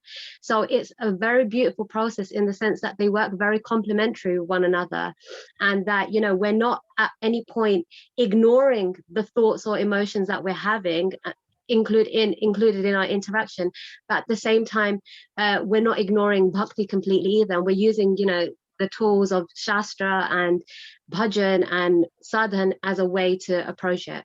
So I just really wanted to make that clear. And also that, you know, please don't feel like any outstanding interaction that you do have with another devotee or non-devotee, that none of it is insignificant. It may give rise to any sort of feeling. And if this isn't a process for just your generic everyday feelings, but it's a process where you notice something that's very outstanding to you, or something that certainly left you feeling a little bit unusual, or created that discord that we've been speaking, well, that Dilip Prabhu and Brajanet Prabhu have kind of been speaking about in previous talks. So I just wanted to say, don't feel as though your interactions or anything in comparison to anyone else's is insignificant, because everything that you experience is very significant to you. So with that being said, I will let Gopal Prabhu speak now as you wish to begin. Thank you, Didi, really appreciate that. And want to thank also Yashodananda Das for the wonderful introduction, beautiful tapestry of the overview of the process with some really nice examples woven through. So let me just invoke, and then I'll start. Om Yam Dharmadasya Gyanjana Shalakaya Chakshurum Litam Jena Tashmai Shri Gurave Namaha. Namo Vishnu Padaya Radhikaya Priyatmane Shri Srimad Bhaktivedanta Narayanitti Namine. Namo Vishnu Padaya Krishna Prashtaya Bhutale Srimati Bhaktivedanta Swami Nitti Namine. Vanchakalpa Tarubhyascha Kripa Sindhubhya Evacha Patinanam Pavanabhyo Vaishnavabhyo Namo Namaha. Vrindai Talsidevyai Priyaye Keshavastica Krishna Bhakti Prade Devi Satyavatya Namo Namaha. Shri Krishna Chaitanya Prabhu Nityananda Shri Vedagadatta Srivasadi Gaura Bhakta Vrinda. Hare Krishna Krishna Krishna Hare Hare Hare Rama Rama Rama Hare Hare. Dandavat pranams to everybody who's here assembled and who may watch this sometime in the future. I wanted to start just by saying that I don't have any qualification to teach, especially with such a group as this.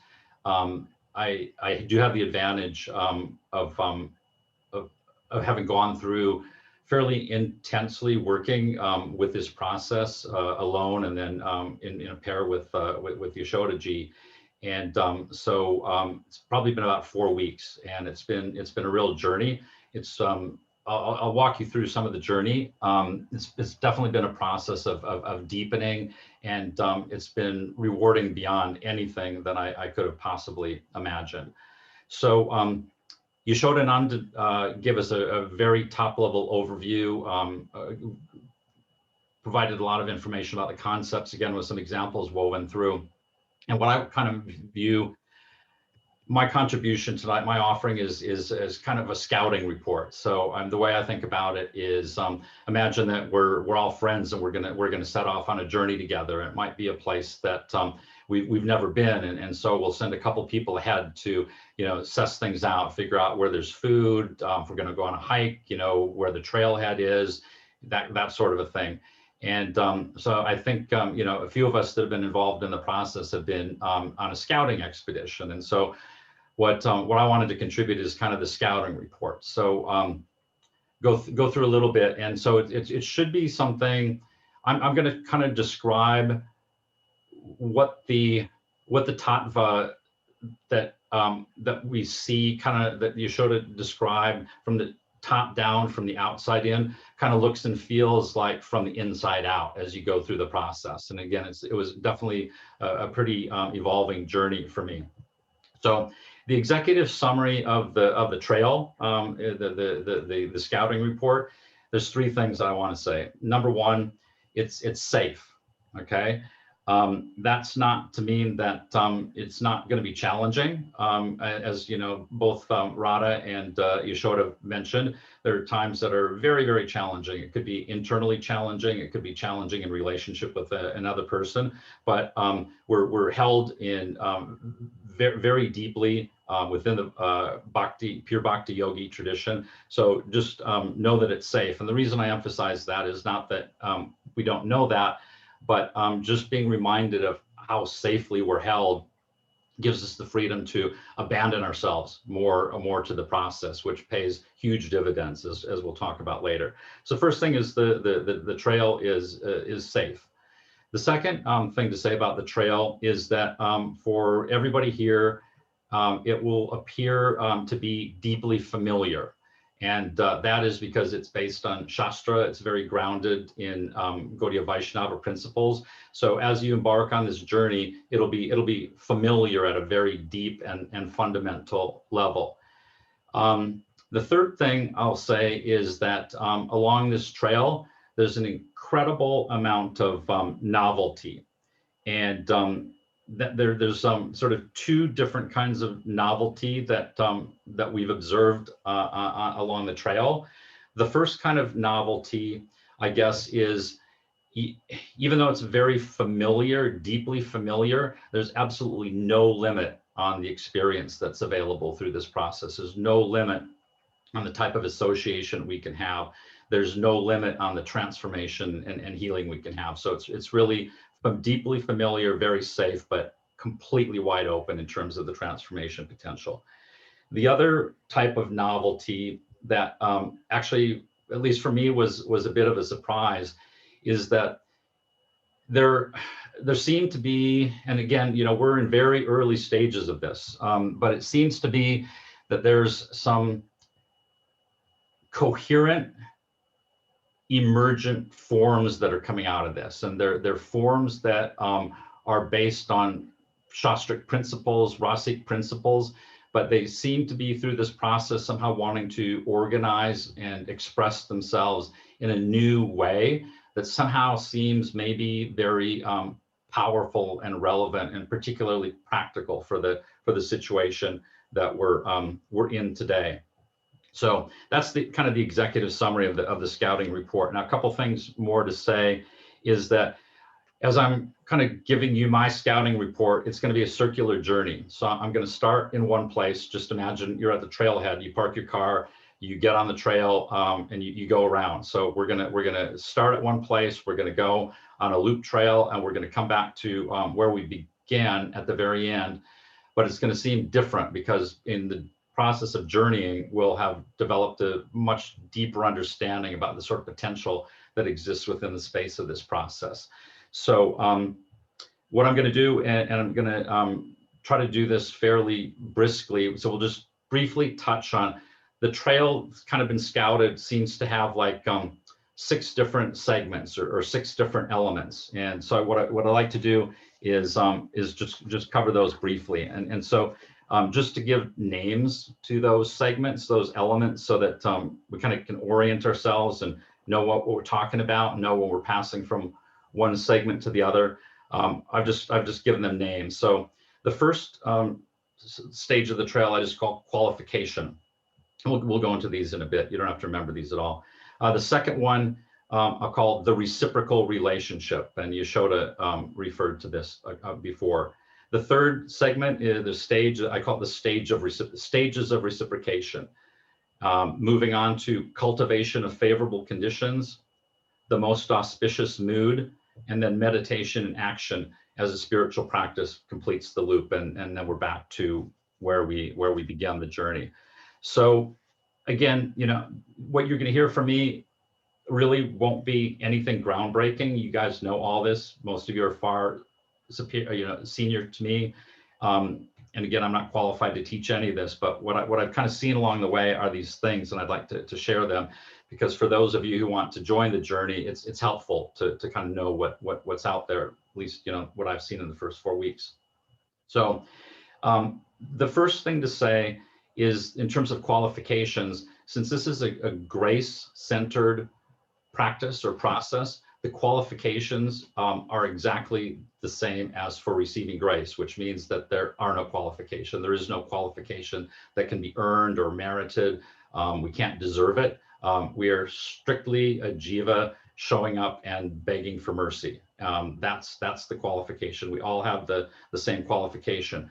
The other thing that I think we realized along the way is that besides simply not caring and turning away or not wanting it, there is no disqualification. So, whoever we are, whatever we've done, whatever we think, whatever we might be embarrassed about or ashamed of, it's not disqualifying at all. It's a come as you are party, and basically good enough is good enough. It's like we start where we are, and that's something very important to keep in mind.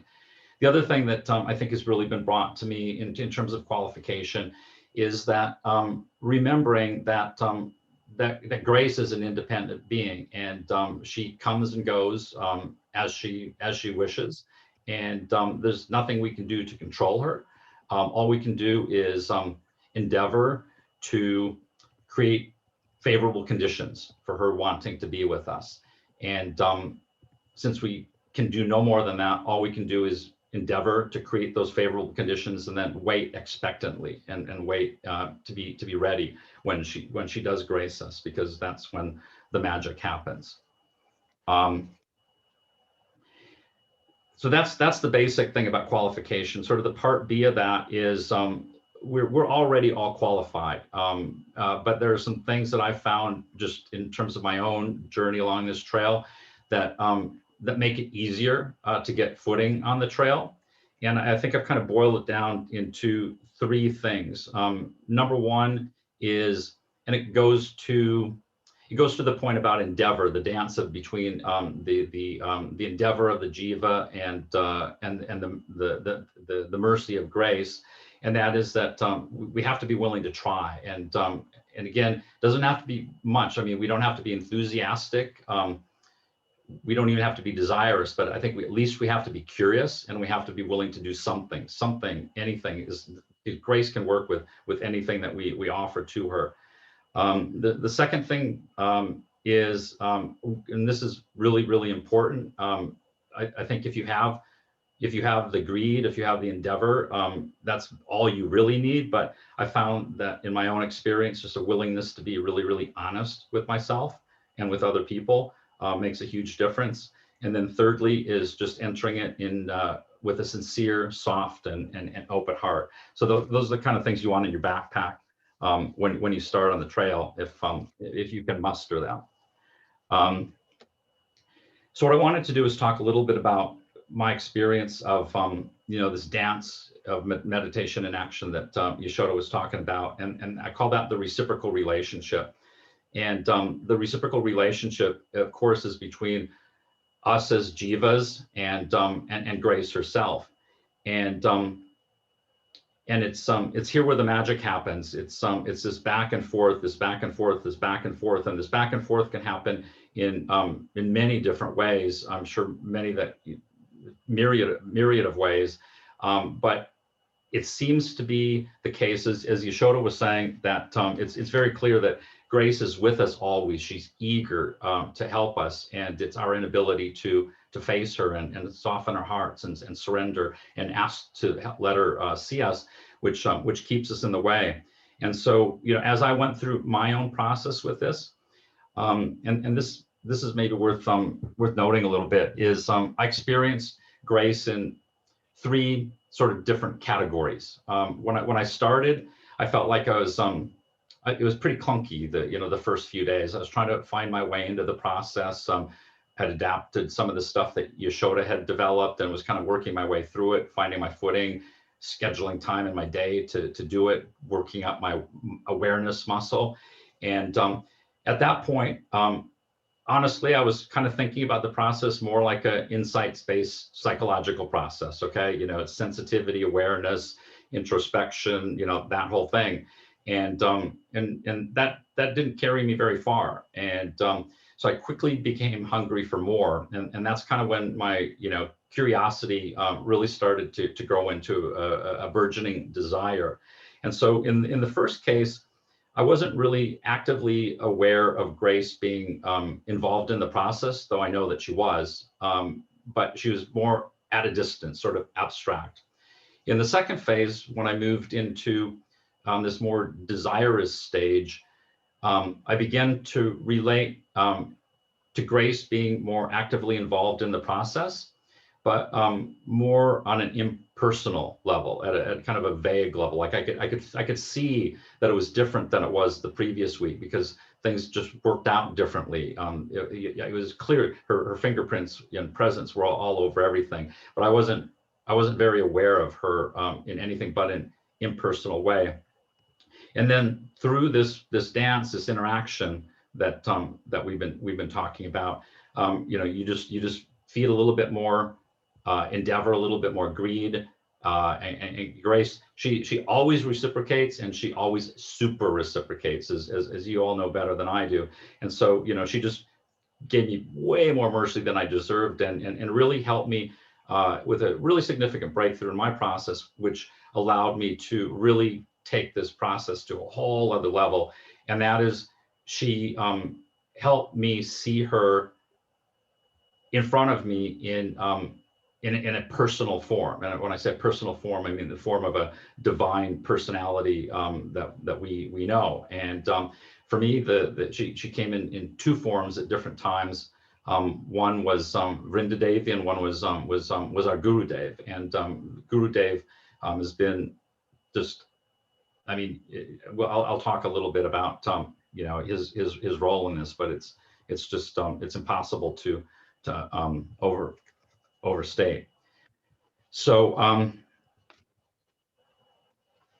the part that I had actually put some notes together, but I don't think I want to talk about today necessarily.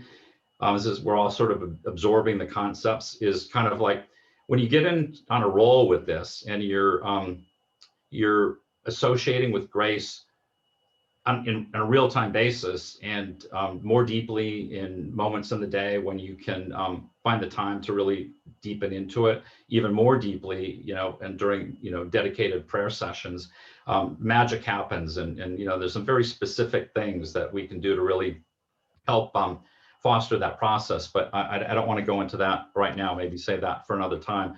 What I wanted to do was really talk about maybe, which is one of the most important, if not the most important thing, which is, okay, so it's a grace-centric process. We acknowledge our role as begging jivas and all we can do is create favorable conditions. So like, how do we do that? Like, what does that mean? I mean, it's one thing to say, okay, let's create favorable conditions, but what does that really mean? So what I kind of discovered through a process of a lot of trial and error is this. So for me, you know, as I said, like really being greedy, strongly desirous, wanting something was the key in the ignition, to use Yasoda's car analog, that really fired up the engine. And what I wanted was, I think, you know, in the context of jiva to jiva relations, what we all want, which is harmony. Something, you know, been a topic of this, you know, series of meetings for some time now. And so the greed for harmony, it's amazing. It's so auspicious.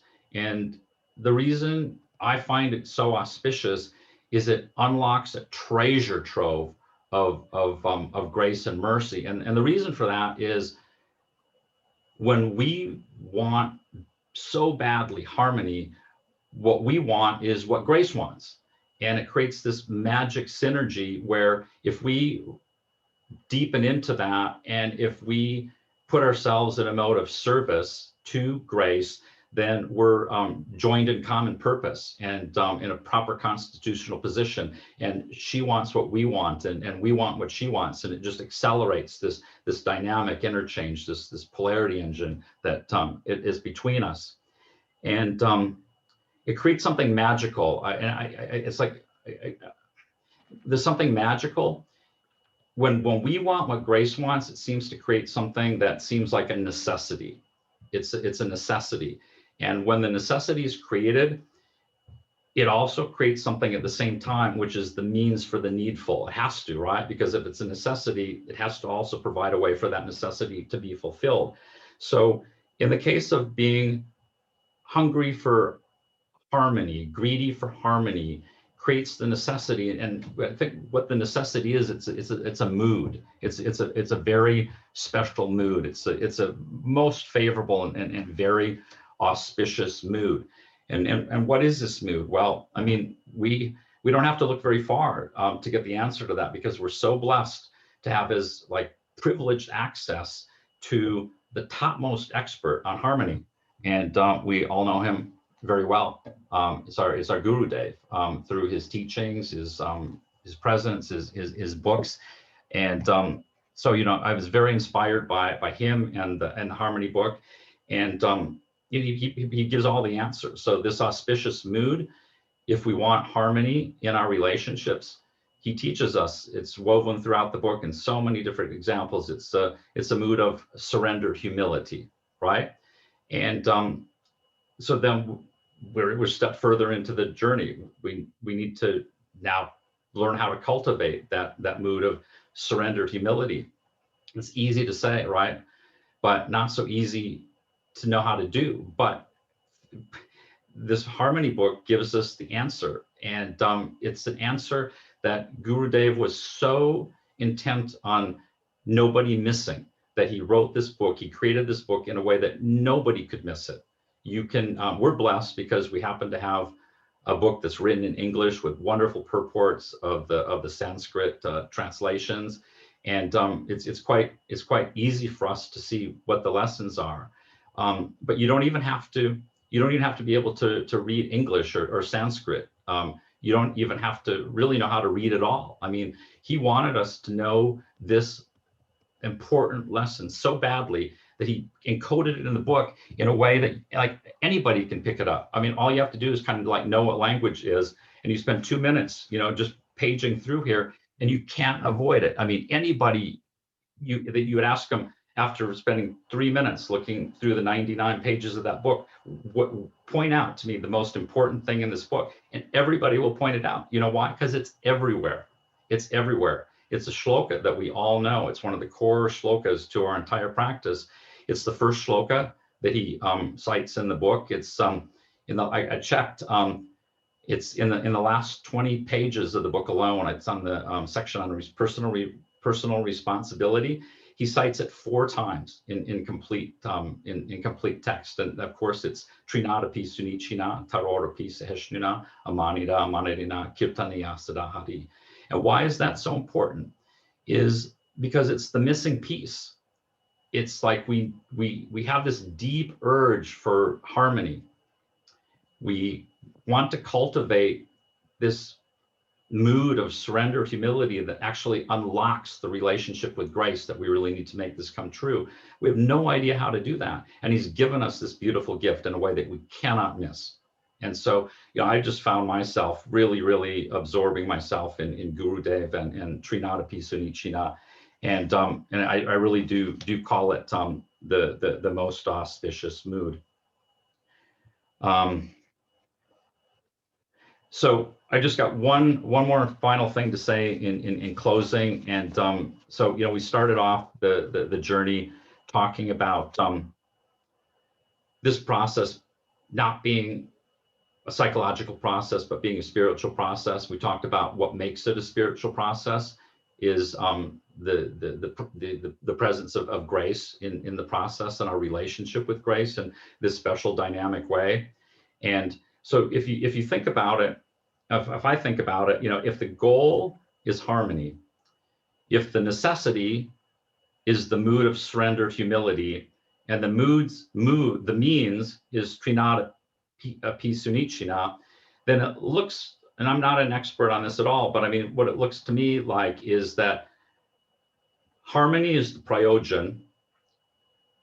Our mood of surrender, humility is our relationship to that. So it's the sambandha. And if we approach that relationship in a way that's in accord with Vaishnava principles and Achintya Bheda Bheda, then I think it does become sambandha. And then it's pretty clear that Trinadapi Sunichina becomes Abhideya. So it's like the complete package, everything that we need to achieve harmony in our relationships, in our personal relationships, in our relationship with ourselves, our relationship with our Ishtadevs and all beings, really. It's been given to us. And what a great blessing that is. So that's kind of what I've learned going through this process in the 4 weeks.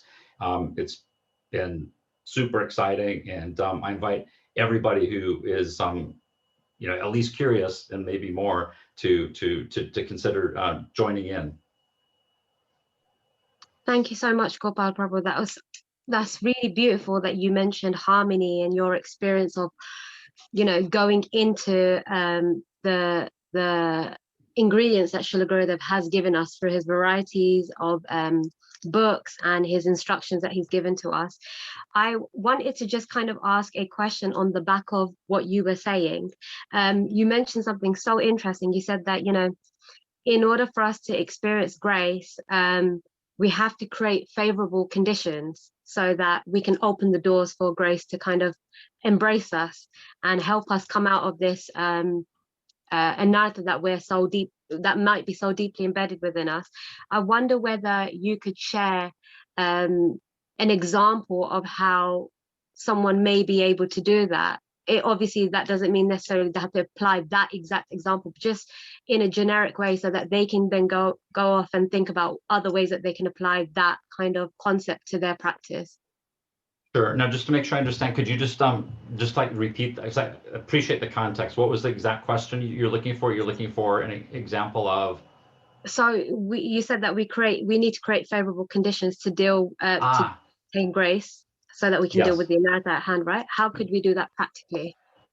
I mean, for me, it was it really was the Abhideya, the Trinadapi Sunichina. So it really not in like not in it's like the way that I came to understand that verse is really trying to learn from every circumstance and learn from every interaction. Just learn and you know, like the example I gave earlier on in the session, you know, I pulled out an example of where, something I'd done it was self-inflicted, right? And I think one of the things that, you know, I learned when I really absorb myself sincerely into Trinadapi Sunichina is that everything is self-inflicted, right? Nobody does anything to me. It's just my reaction to it. And so it's just this mood of that I think is the basic thing for me that creates the sort of the first step of maybe the favorable condition. Because when we are like that, I think it creates an open invitation for grace to come in. And when grace comes in, that's when it becomes beautiful, because, you know, when grace comes in as a specific divine personality that we can relate to, as, you know, I'm relating to you, then we can ask her things. We can ask her anything. We can ask her for help, you know, about a process or anything. And it becomes a real live interactive process. Did that answer your question? Yeah, so I suppose it's almost kind of saying that in that moment, when you, whether it's an ongoing process or something that happens in the very moment, almost taking a step back from what is going on and truly realizing what's happening before delving really, really deeply within to try and, I guess, solve that or come to some sort of resolution. Is that what you're trying to say? Yeah, I think there's different levels, different degrees that I saw grace. I saw the effects of grace, and I felt the presence of grace. And the first one is kind of in that early stage when she was kind of, you know, I was not aware of her presence in the process. So I just know through faith that she was still doing things, right? And so like the first level is like she's doing stuff, but we don't even know it. The second level is when we become aware of her in some sort of an impersonal relationship. Then we can actually see more clearly the direct things that are happening. And then so she might intercede, like there's some things that as like we just become aware of it, right? And caring enough and having empathy for somebody else. It's like just simply the awareness and that desire not to do it anymore. She'll come in and sometimes just spontaneously, you know, fix an artist for us. But that, you know, we can't count on that. And so, you know, what I found myself doing is, as I developed more of a facility with the process, I'd be able to deal with more things kind of as they happened. So I was kind of like trying to develop the sensitivity and awareness to notice everything. And then some of the things I could deal with almost in stream. And then I'd like create like a checklist. I mean, I'd write down, you know, in my mind, the things that I didn't feel were resolved. Some of those, you know, could be resolved in a 5-minute, you know, session. Some required much deeper work. And I'm sure there's some that, you know, have been solved to a certain level, dissolved to a certain level, but, you know, I'll just need to keep on, you know, working on those over time. Brilliant. I think one thing that an outstanding point that kind of comes into my mind is that, of course, the more we become enrolled in this practice, in this fletching duckling, in this fletching cygnet, sorry, that the more we will be able to kind of see grace as constantly there, and constantly constantly there and accessible to some degree. But I want to ask, is it almost safe to say that this is quite an independent process, and that other devotees, should they try this, they may be at a different kind of stage where it's grace is not present from the very beginning, but as they continue the process, they suddenly become more and more aware of her, the more they interact with others and the more they have these outstanding interactions that leave them feeling whatever it may be feeling. 108%. That's such an important point, Radha, and I'm really glad you brought it up, because we're all at different stages. And again, there's no qualification, right? So we just come as we are, with honesty, with an open heart and a desire, right? And that's enough to begin the process. And the grace knows more about us than we can ever know ourselves. So there's no point in trying to hide anything. There's no point in being ashamed of anything or regretful of anything. It's just like the only job we have is to show up with desire and beg, and that's it. And that's, I think, it. Yeah, I think that's beautiful. And I think that's such a important thing, just that it's that very, very starting point, having desire and being open to change and really, really begging for that change and following the process. And I think another point that I wanted to mention is that, like Yasoda and Prabhu mentioned before, of course, this is kind of alpha testing, right? This is in its very initial stages. And we may find that, you know, as everyone goes off and possibly experiences or tries to adapt this practice to their daily interactions or whatever it may be, you may find that something significant comes up for you that's not yet been mentioned. And, you know, it would be so important for you to please feed that back to us, because it would be really interesting for us to hear it, because it might have been something that's come up for us that we've not necessarily become aware of. And you may find that there's other stages that not necessarily there for you. So I suppose the beauty of it is that it is an ongoing process, and it is something that's adaptable and usable for any devotee, non-devotee, anyone who's kind of at any stage in life experiencing any kind of outstanding emotions. And I think that's the point that I just wanted to clarify. Gopal Prabhu, if there's anything else that you wanted to add in terms of that, then please feel free to, or even if I said something, you know, incorrect there that you don't necessarily agree with, please do. No, I agree wholeheartedly with everything you said. Thank you. Great. So yeah, Yasoda Nanda Prabhu, I don't know whether you want me to pass it back to you, whether there's time to go into other things at the moment, but please do let me know.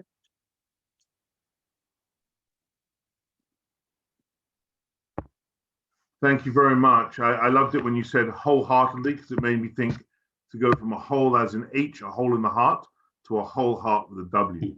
That's the idea. And Gopalji, thank you so much, Radha, for your questions. Gopalji, for your experiences. And the two things I wanted to highlight, and there's lots of material there, but the two things I want to highlight was, I love what you said about it being grace-centered. I think it's a lovely catchphrase. It's a grace-centered spiritual process. And grace is unconditional. We do not need to be qualified for grace. We are not qualified for grace, and it matters not that we're not qualified. These are beautiful principles and helps us to dissipate our suffering. And I also really like the fact you brought in about the immediate loop. When you start doing this, there'll be situations where literally something happens and you can go through this whole process in like 60 seconds with the easier stuff. Other stuff might take weeks, but you'll find yourself processing things really quickly in relationship with Gurudev and your Ishtadev. It's very important to confirm or reaffirm the fact that when we talk about grace, it's a personal grace. I want to stress there's no impersonalism creeping in here.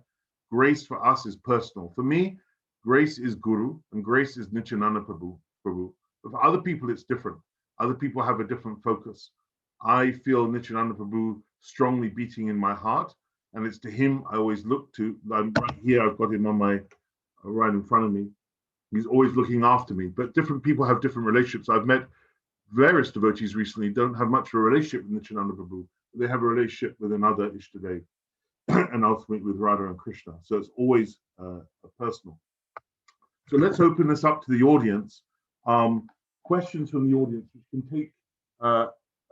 take two forms, either just a question about the process, a relevant question about the process, or anybody who would like to go through an event that they wrote down earlier, and I can take them through that process to illustrate for them how to dissipate it through addressing the anatta, and that can also be illustrative for the rest of the participants. So time to open up to the audience. Okay, so if you're interested to submit a question, I'm just posting the link again in the chat. If you want to go through this process, as Diva has publicly volunteered to do, then please send myself or Vishnupriya a message, and then we can call on you. I'm also conscientious, Yasoda Nanda Prabhu, we don't have so much time left. It's already 25 to 10. I think maybe it's best to finish by 10, but you might have a different perspective, and if possible, we could continue on perhaps next week even. So yeah, maybe we got two choices: either continue past 10 or go into next week.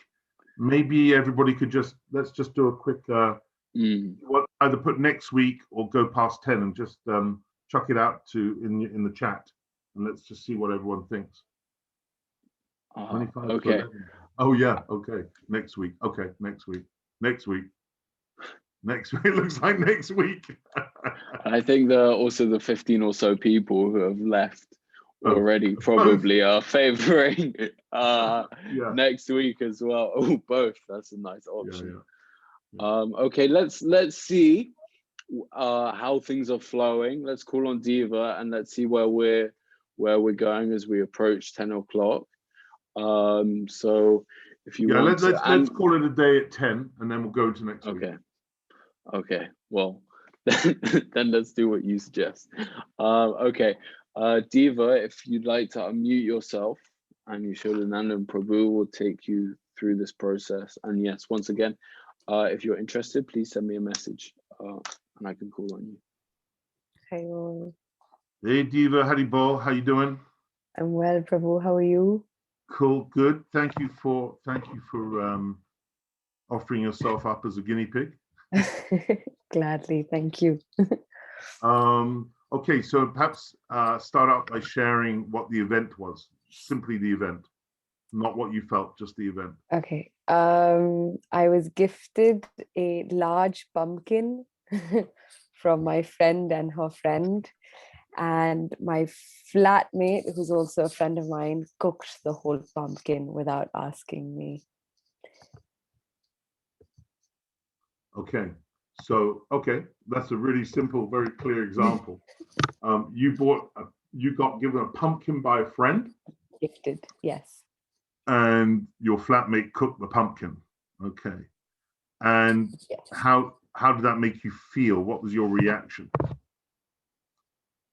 I was fuming.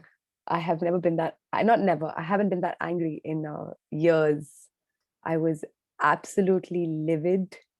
I felt disrespected. I felt violated of my generosity and my personal belongings. I felt misunderstood by him. I felt cheated. I felt like something had been stolen from me. Okay, wow, it's a lot. Okay, got it. Was it one? Just to give context, was there something special about the way the friend gave you the pumpkin, or something about in the way you received it?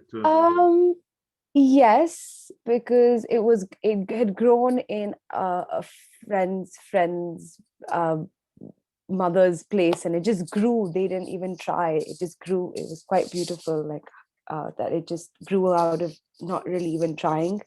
And he got a bunch of these vegetables and he gave it to our friend Lavanga, actually, and she kind of passed it on to me to do wonderful cookery and alchemy with.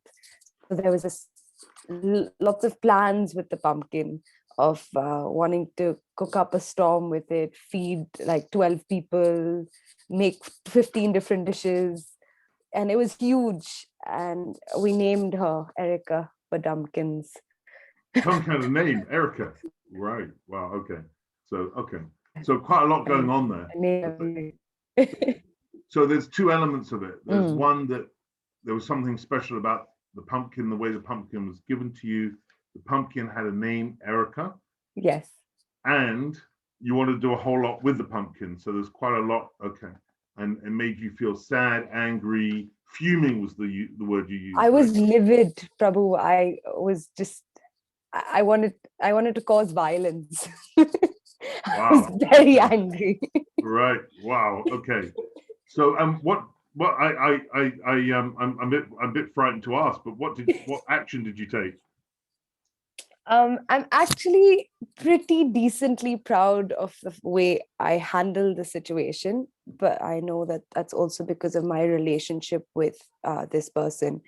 I think had it been my brother or my mother or one of my closest friends that I have a very open relationship with, it may not have gone like this. I may have just lost my top.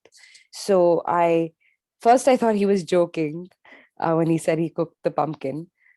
So I was laughing. And then I looked inside the oven and I screamed. I just screamed. And he said, "Oh, sorry." And I said, "It's not okay." And then I stomped up to my room because I couldn't control how angry I was. I was just overwhelmed with emotions. But I didn't want to deal with him in that situation because I knew I could have said horrible things or just dealt with it with too much emotion and not rationally. So I stomped up to my room, I paced up and down, I grabbed my notebook, I scribbled on it like furiously. It's like 5-10 pages of just big writing. So I just tried to let it all out, just let the steam out, stomp some more, and then I just started deep breathing, and I calmed down. I cried because I cry when I'm overwhelmed with emotion, and I had a shower, and luckily he left the house. Was that a cold shower? No. Might have been better, yes, but he luckily left the house, so I had the whole day to kind of just sit with my anger, deal with the pumpkin because it was half cooked. It was just there, it was massive, it needed to be dealt with, cut it up, did my whole thing, and then later in the day we had a chat, and explained to him why I was so angry and upset, and he apologized profusely, and then 5 minutes later we were laughing about it. So it was good. So you felt all these things, the anger, the fuming, the stomping, all these things, but what was underlyingly your feeling? What had you lost? What did you feel you had a loss of?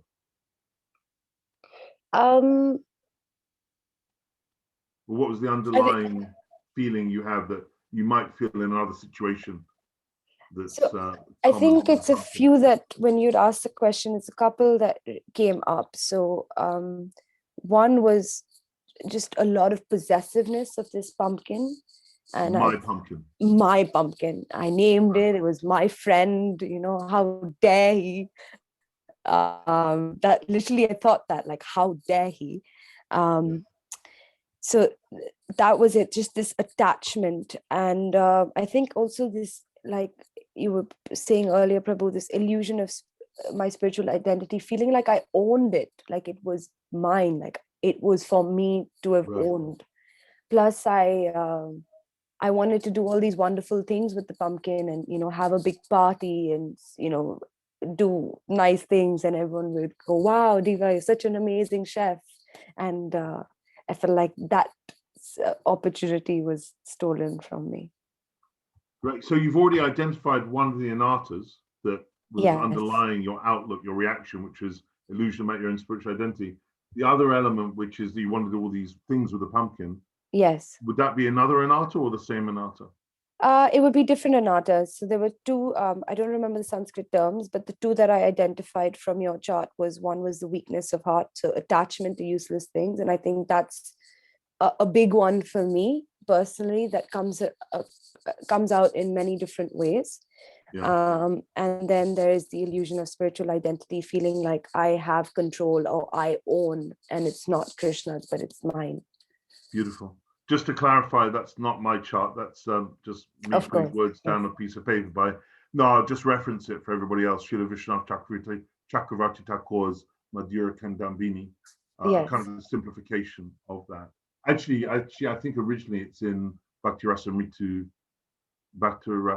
Sindhu, I think. Sindhu. Hang on, it's on the slides, it's sourced, I can't actually remember. So brilliant. So you basically right now, therefore, you've got everything you need to go into a conversation with Guru and Grace, because you've got all that feel. Yeah, it's really great. You've got all that. You're obviously someone who's in touch with their emotions. I mean, you described your emotions so graphically. I was almost in the oven with a pumpkin. It was so graphic, right? And Erica, fantastic. I mean, it's really visceral, yeah. So what I wanted to just convey to everybody was the power of having these emotions. It's good. We don't want to be impersonal. We want to be in touch with these emotions, because this is about transmuting those emotions into bhakti. It's not about suppressing our emotions. It's about transmuting them. So you're taking all of that energy and you're saying, oh, okay, I felt this fuming, I felt this anger, I felt this, I can't remember the other words you used, but mainly it was fuming and anger. What was the other words? Violation, disrespect. Yeah, a lot of things. Loss. Yeah, loss. And I'm going into that, and I can see that because of my illusion about my spiritual identity, because I was thinking it's my pumpkin, it's not my pumpkin, it's a pumpkin.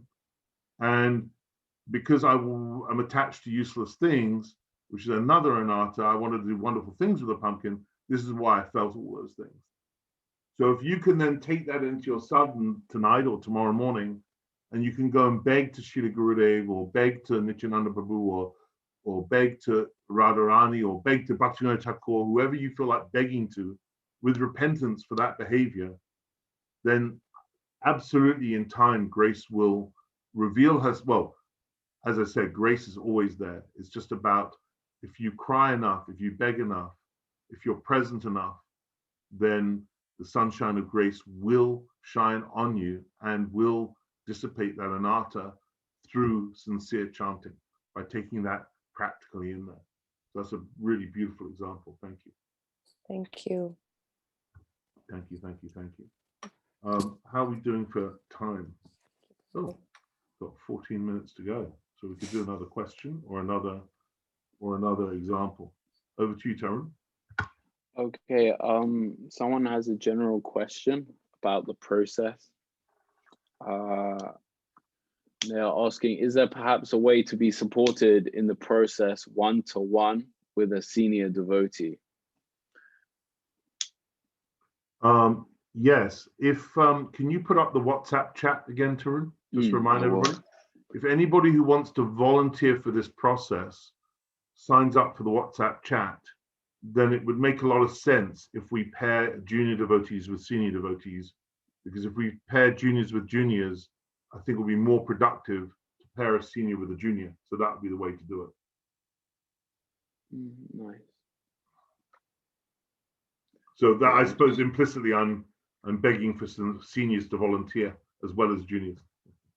Okay, I'll put up the WhatsApp chat in a second. Just want to have a look at our questions and keep things flowing up. Yeah, someone wants you to explain like what's the like time scale of this process. Like you were saying, like you've been saying how we're going to alpha test this process. So before, I guess maybe we beta test it and then release it. So what's perhaps the time scale of this original alpha test, and what will that look like as well on a like week-to-week basis? Yeah, intuitively, depending on how many participants we get, I could see this rolling out for say 3 months as an alpha test. And we would request that pairs meet on a weekly basis.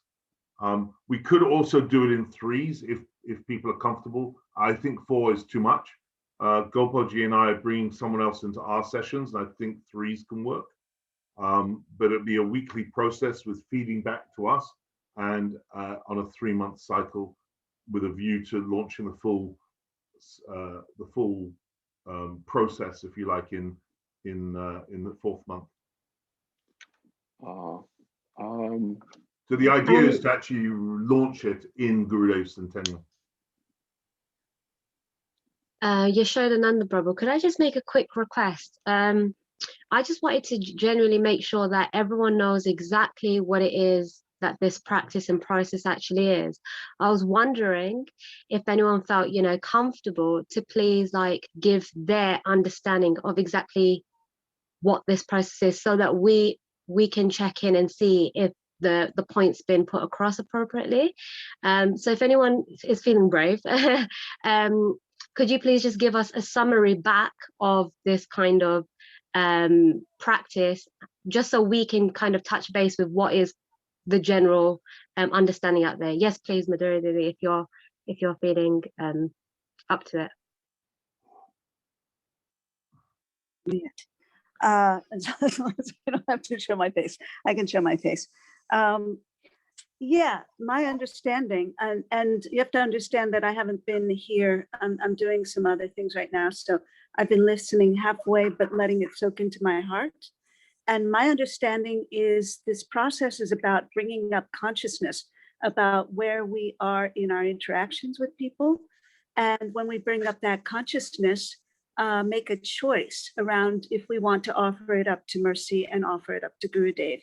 And in that way, we're going to go in and investigate and sort of become real with the process of where we're at, which is what Yashodananda Prabhu suggested we write down, is to put out the facts, because what we're dealing with when we have an experience like this is generally a reaction. It's not an active process, it's a reactive process, which means that it's bringing up things from our past, it's bringing up anarthas, it's bringing up challenges. And if we don't go in and investigate them, we don't have the potency to move through them. And at least my personal experience in this life has been everything that I don't complete, I have to go back and complete over. So this is part of a completion process. And by completing this, we're in a position to move forward in our bhakti and remove the obstacles that keep us from opening our heart fully to that. So the process is to get real with where we are.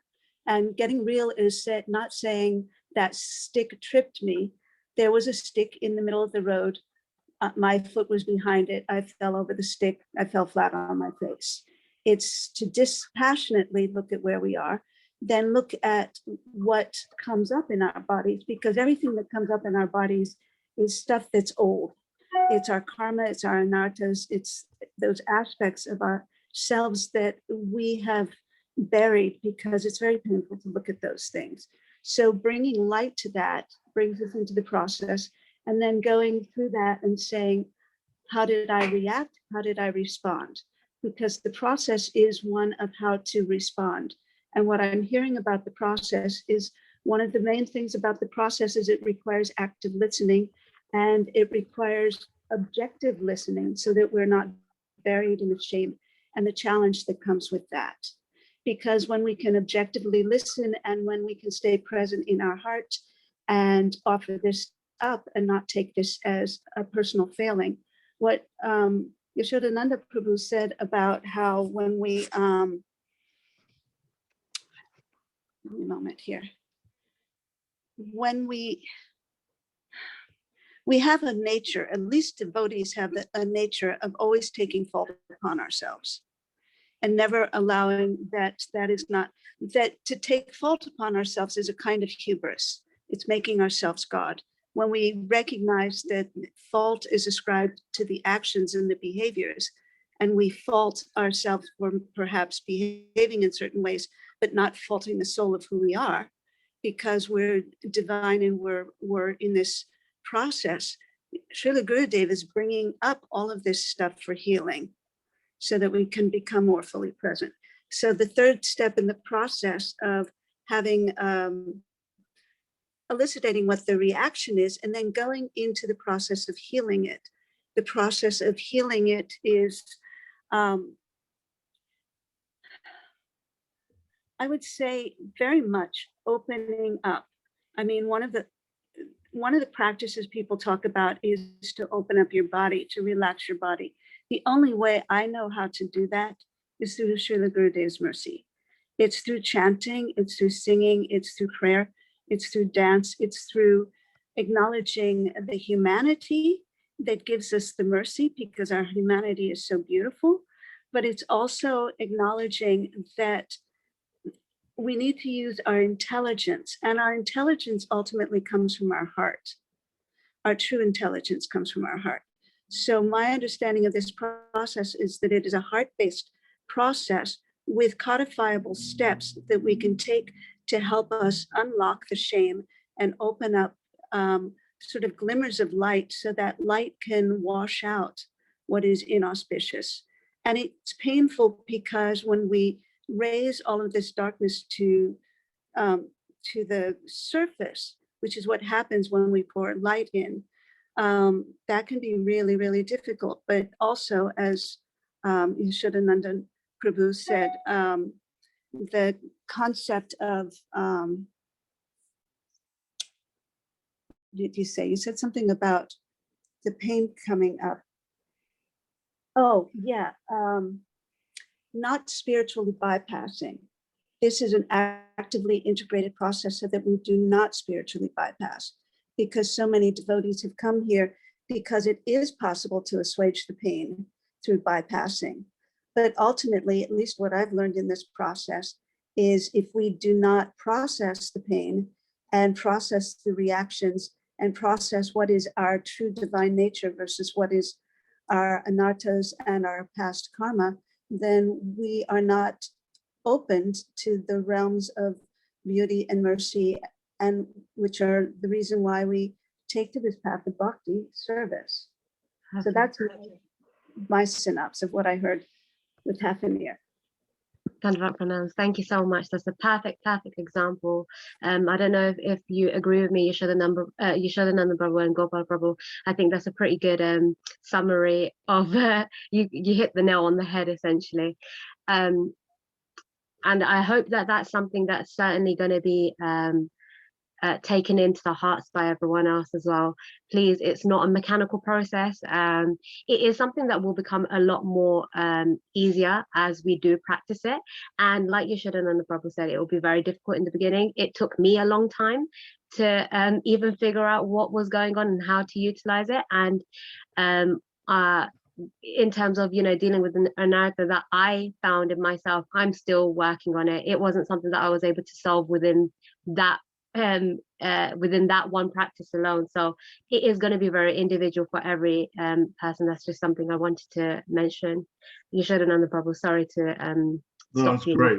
I'm going to bring this to a gentle close now with a few comments. Firstly, Radha, that was a brilliant question. Thank you.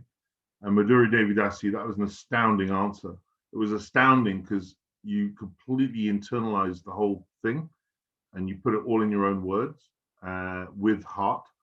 I can imagine once this becomes a course, you'll probably be leading it. So that'd be amazing. There's a couple of interesting questions coming in actually, which I want to jump in and answer very quickly before we hit 10 o'clock. Madhu in Hawaii has asked, this is a very KC process, very Krishna conscious. How do we open this? Can we open this up for devotees in general, people in general?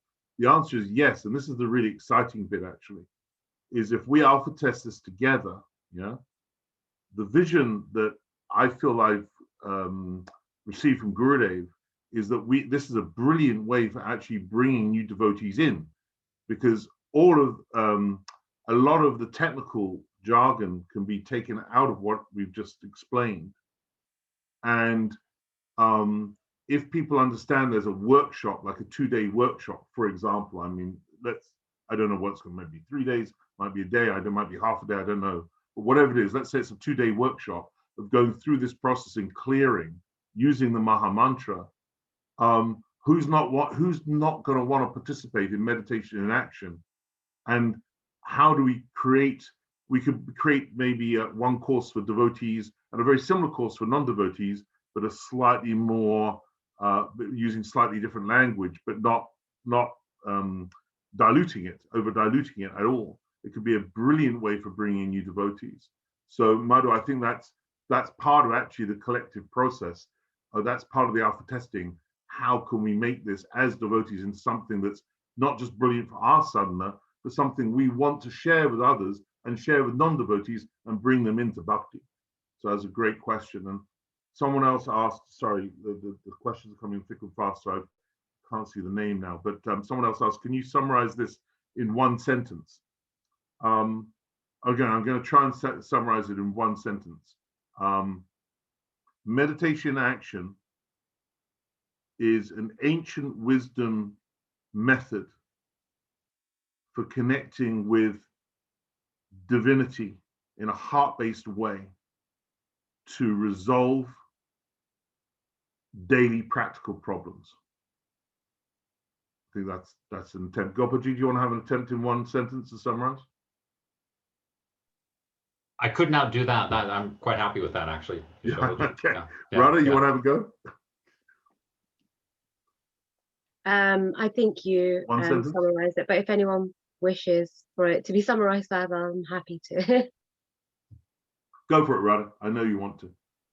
No. Honestly, I thought that was a great answer, but I'm just wondering if anyone else was able to grasp that.